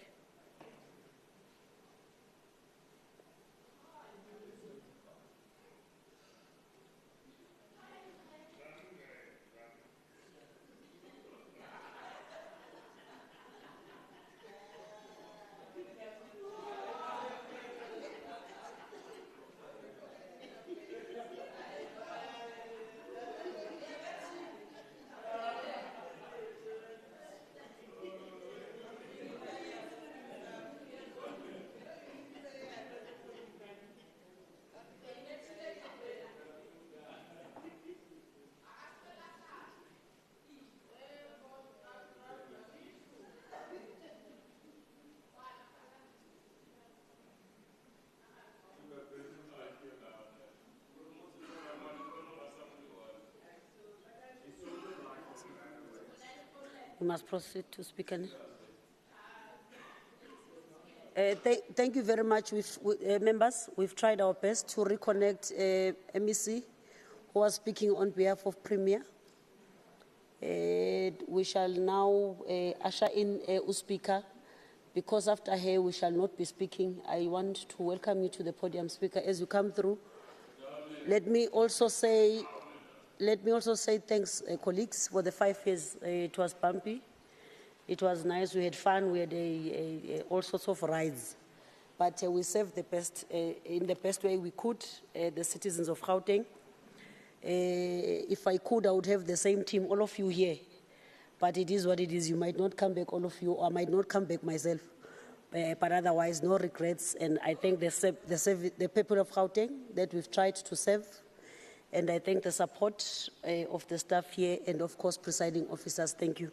Speaker, over to you, and bye-bye. Not you, bye-bye. I'm saying bye-bye to them. I'm not saying bye-bye to you, Speaker. I'm saying bye-bye to the members. I might not see them. Bye-bye. Thank you very much, Deputy Speaker. To our Premier of the glorious Gauteng Province, Honorable Sophie, our MECs, Deputy Speaker, Honorable Nomvuyo Mhlagaza Manamela, the Chairperson of Committees, Honorable Sizakele Nkosi Malubane, the Deputy Chairperson of Committees, Honorable Mpapa Kanyane, the Chief Whip of the Majority Party, Honorable Lesego Makubela, the Deputy Chief Whip, Honorable Thokozile Magagula, leaders of all represented political parties, members of the Gauteng Provincial Legislature, and all chairpersons of committees. Ladies and gentlemen, and all our people of Gauteng who are actually connecting through our social media platforms, including those that are attending, our family members, including the learners who are doing public management in one of the TVET colleges in Gauteng. It is said that we meet to part and we part to meet.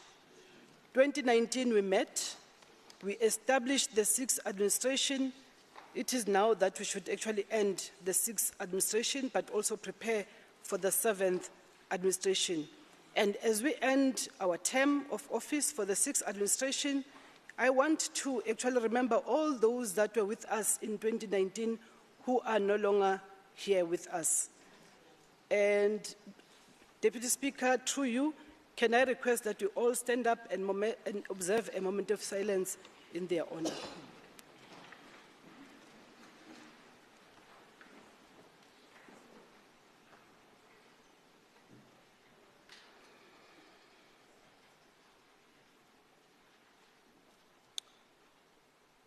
Thank you very much.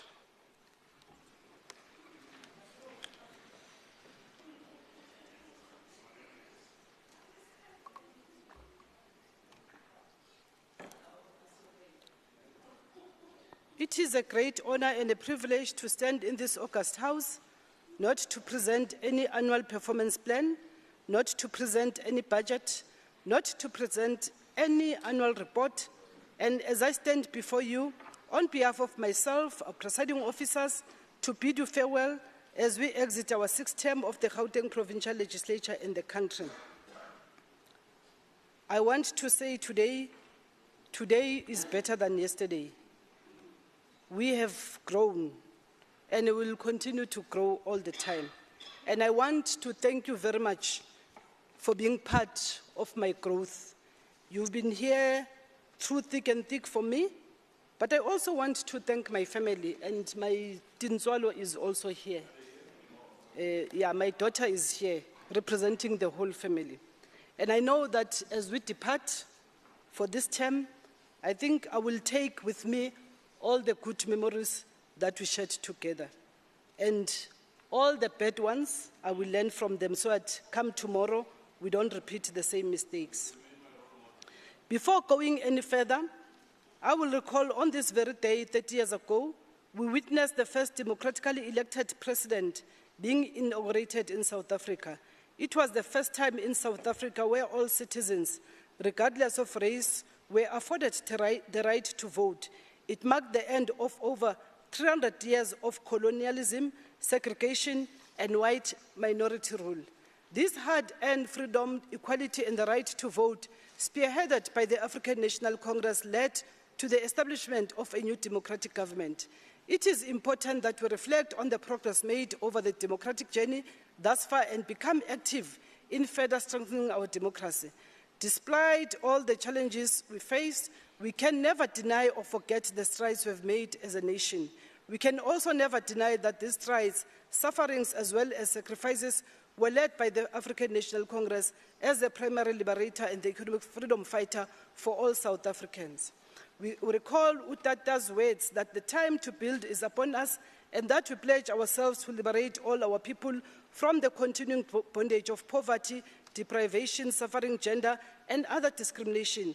We recall those words that we shall build the society in which all South Africans, both black and white, will be able to walk tall without any fear in their hearts, assured of their inalienable right to human dignity, a rainbow nation at peace with itself and the world. We should actually continue to build our country, not for ourselves, but for all humanity.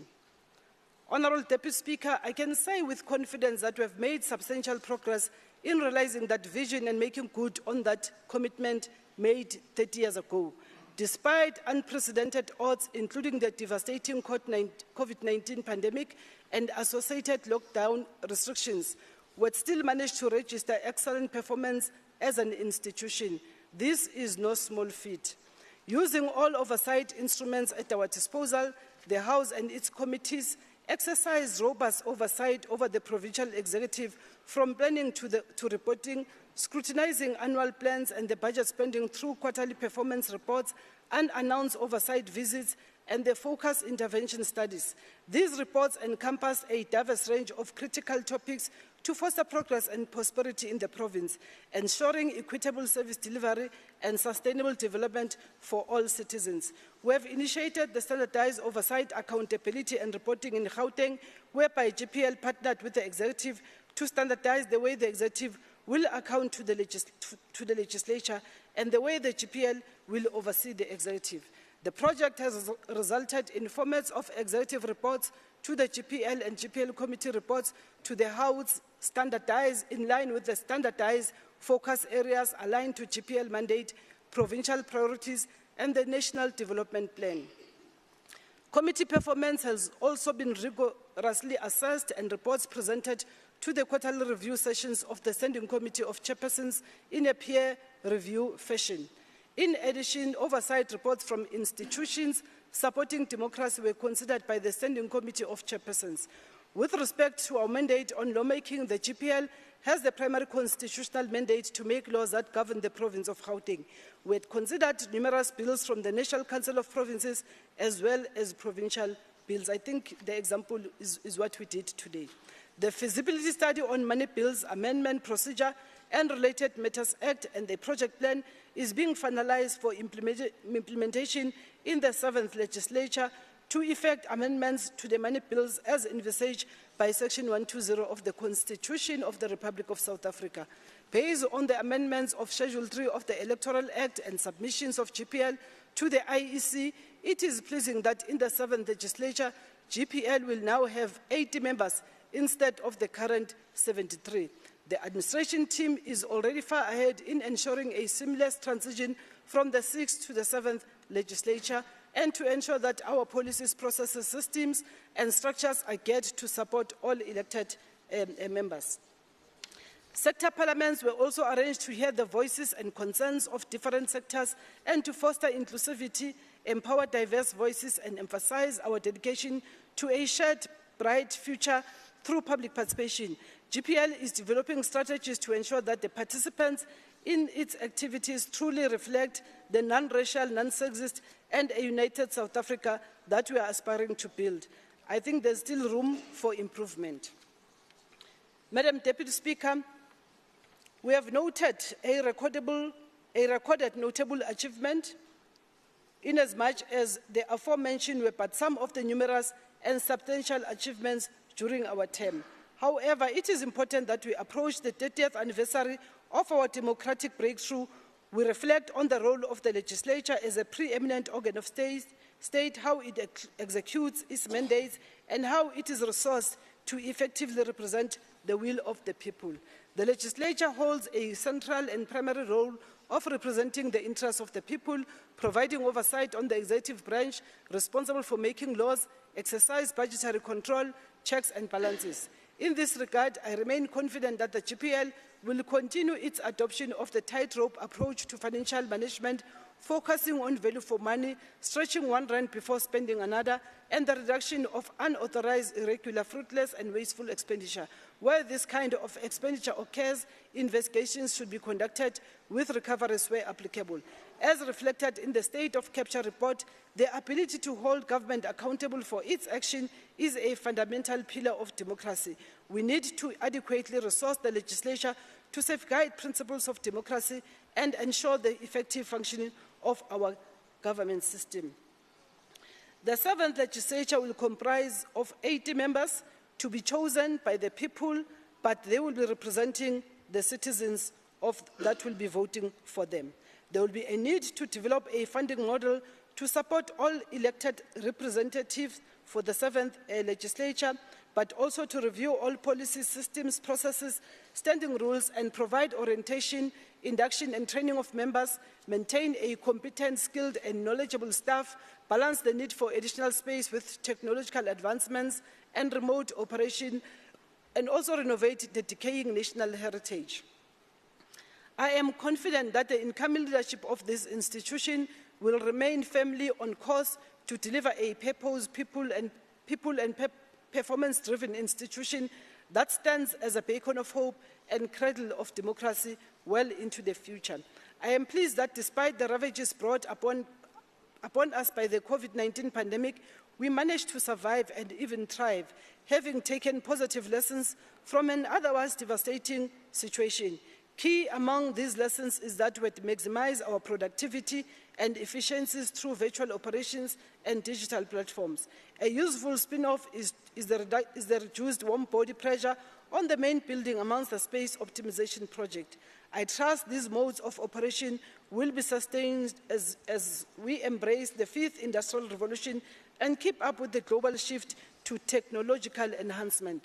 Let us remain committed to the development of a GPL of the future, comprised of members who are public representatives in every way, sort and form, who could care less about personal benefits and being served, but rather who would care more about the benefiting and serving others.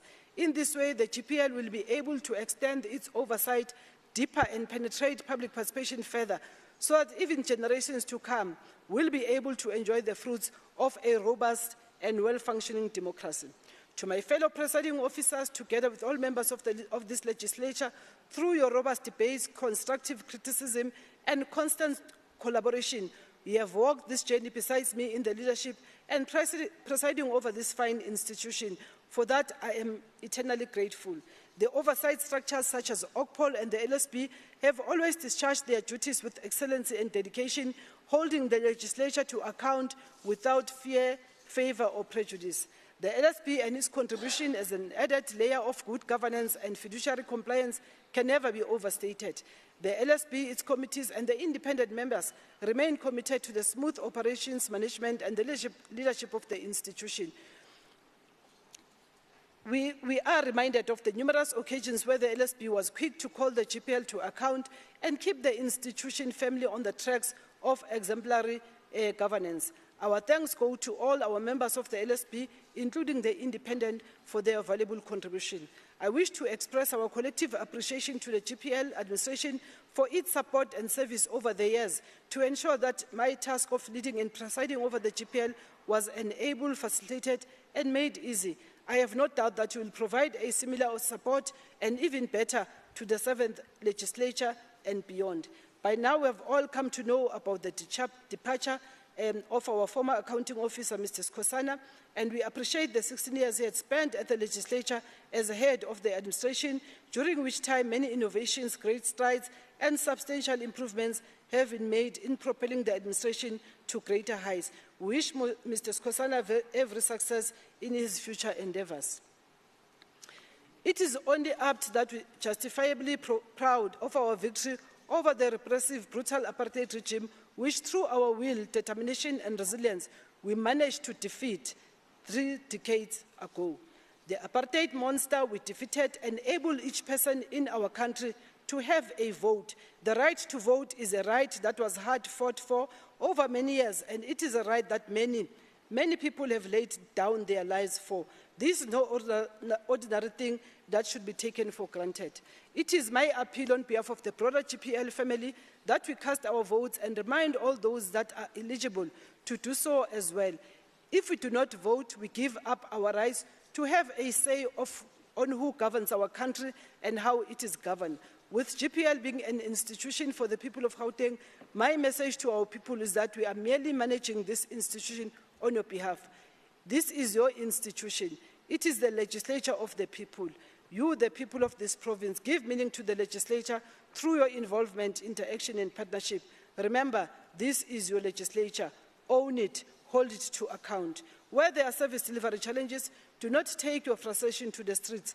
Bring it here, because it is indeed a preeminent organ of state that serves as a beacon of hope to you, the people of our province.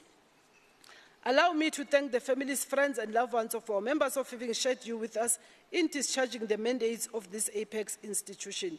To those members that have departed this world lively, we reiterate our sincerest condolences to your families. We pray for divine guidance, peace of mind, and contentment of heart as they are ushered to their eternal abode. As I have said at the beginning, today being the 10th of May, it is therefore only apt that I leave you with the grand words of none other than our former president of the Republic of South Africa and that of the African National Congress, Utata Nelson Mandela, the father of our nation, as he closes his inaugural speech on that day, and I quote, "We are both humbled and elevated by the honor and privilege that you, the people of South Africa, have bestowed on us as the first president of a united, democratic, non-racial, and non-sexist government. We understand it is still that there is no easy road to freedom. We know it well that none of us, acting alone, can achieve success. We must therefore act together as a united people for national reconciliation, for nation building, for the birth of a new world. Let there be justice for all. Let there be peace for all. Let there be work, bread, water, and salt for all. Let each know that for each the body, the mind, and the soul have been freed to fulfill themselves. As the GPL rises today, I profusely request and pray that we all go out and encourage our voters to come out in their large numbers to vote on the 29th of May 2024. Let us all behave in a responsible manner that will allow free and fair as well as peaceful elections, so that the sun shall never set on so glorious as human achievement. God bless you, God bless our families, and God bless Africa. Thank you so much.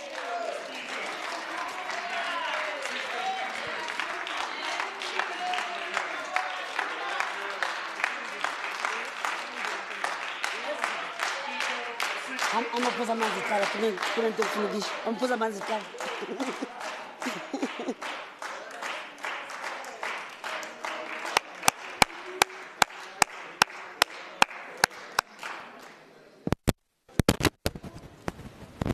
Rise.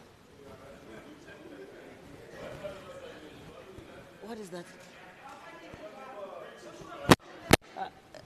Colleagues, you want to rise or what? Speaker has spoken. Thank you so much, Speaker. I think I say it on behalf of everybody. Thank you so much for the support you've given throughout. and the love you've shown and given to the communities. I have no doubt some here you know, besides Ukukwan. But I wanted to say that I'm speaking maybe for presiding officers as well. Thanks for the positivity that you brought in our team as you were steering the ship. Yeah, I'll leave it at that. Don't want this to be a somber occasion. I don't want to do that, but otherwise you've been seen to be acting objectively, working with all parties across. I've seen.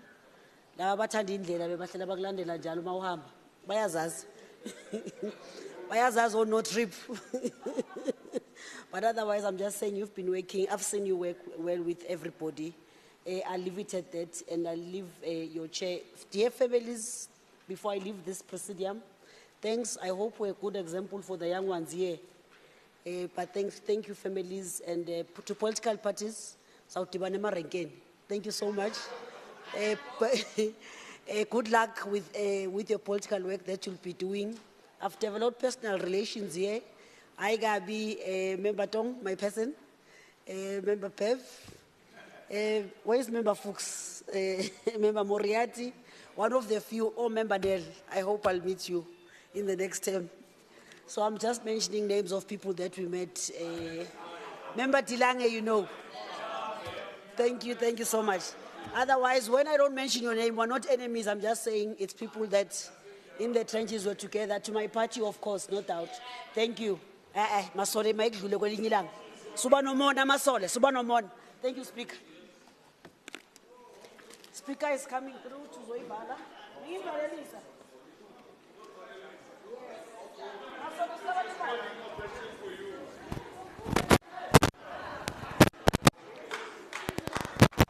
The meeting has not closed. The meeting has not closed. Colleagues, I was asked to actually announce that we are going to be having a farewell dinner, and we hope that you will bring your families, and we're all expected to be at Emperor's Palace at 17 hours.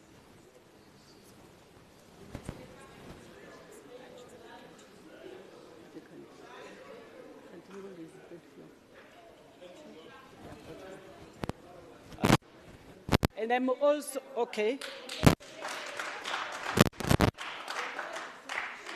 On behalf of the Deputy Speaker, let me also acknowledge Honorable Adams. I know that we're personal friends. You might have forgotten. Yeah. Okay. And colleagues, I'm told that lunch is served at the canteen. I'm sure many of you who came shortly before COVID, you might not know where the canteen is. It's on the third floor.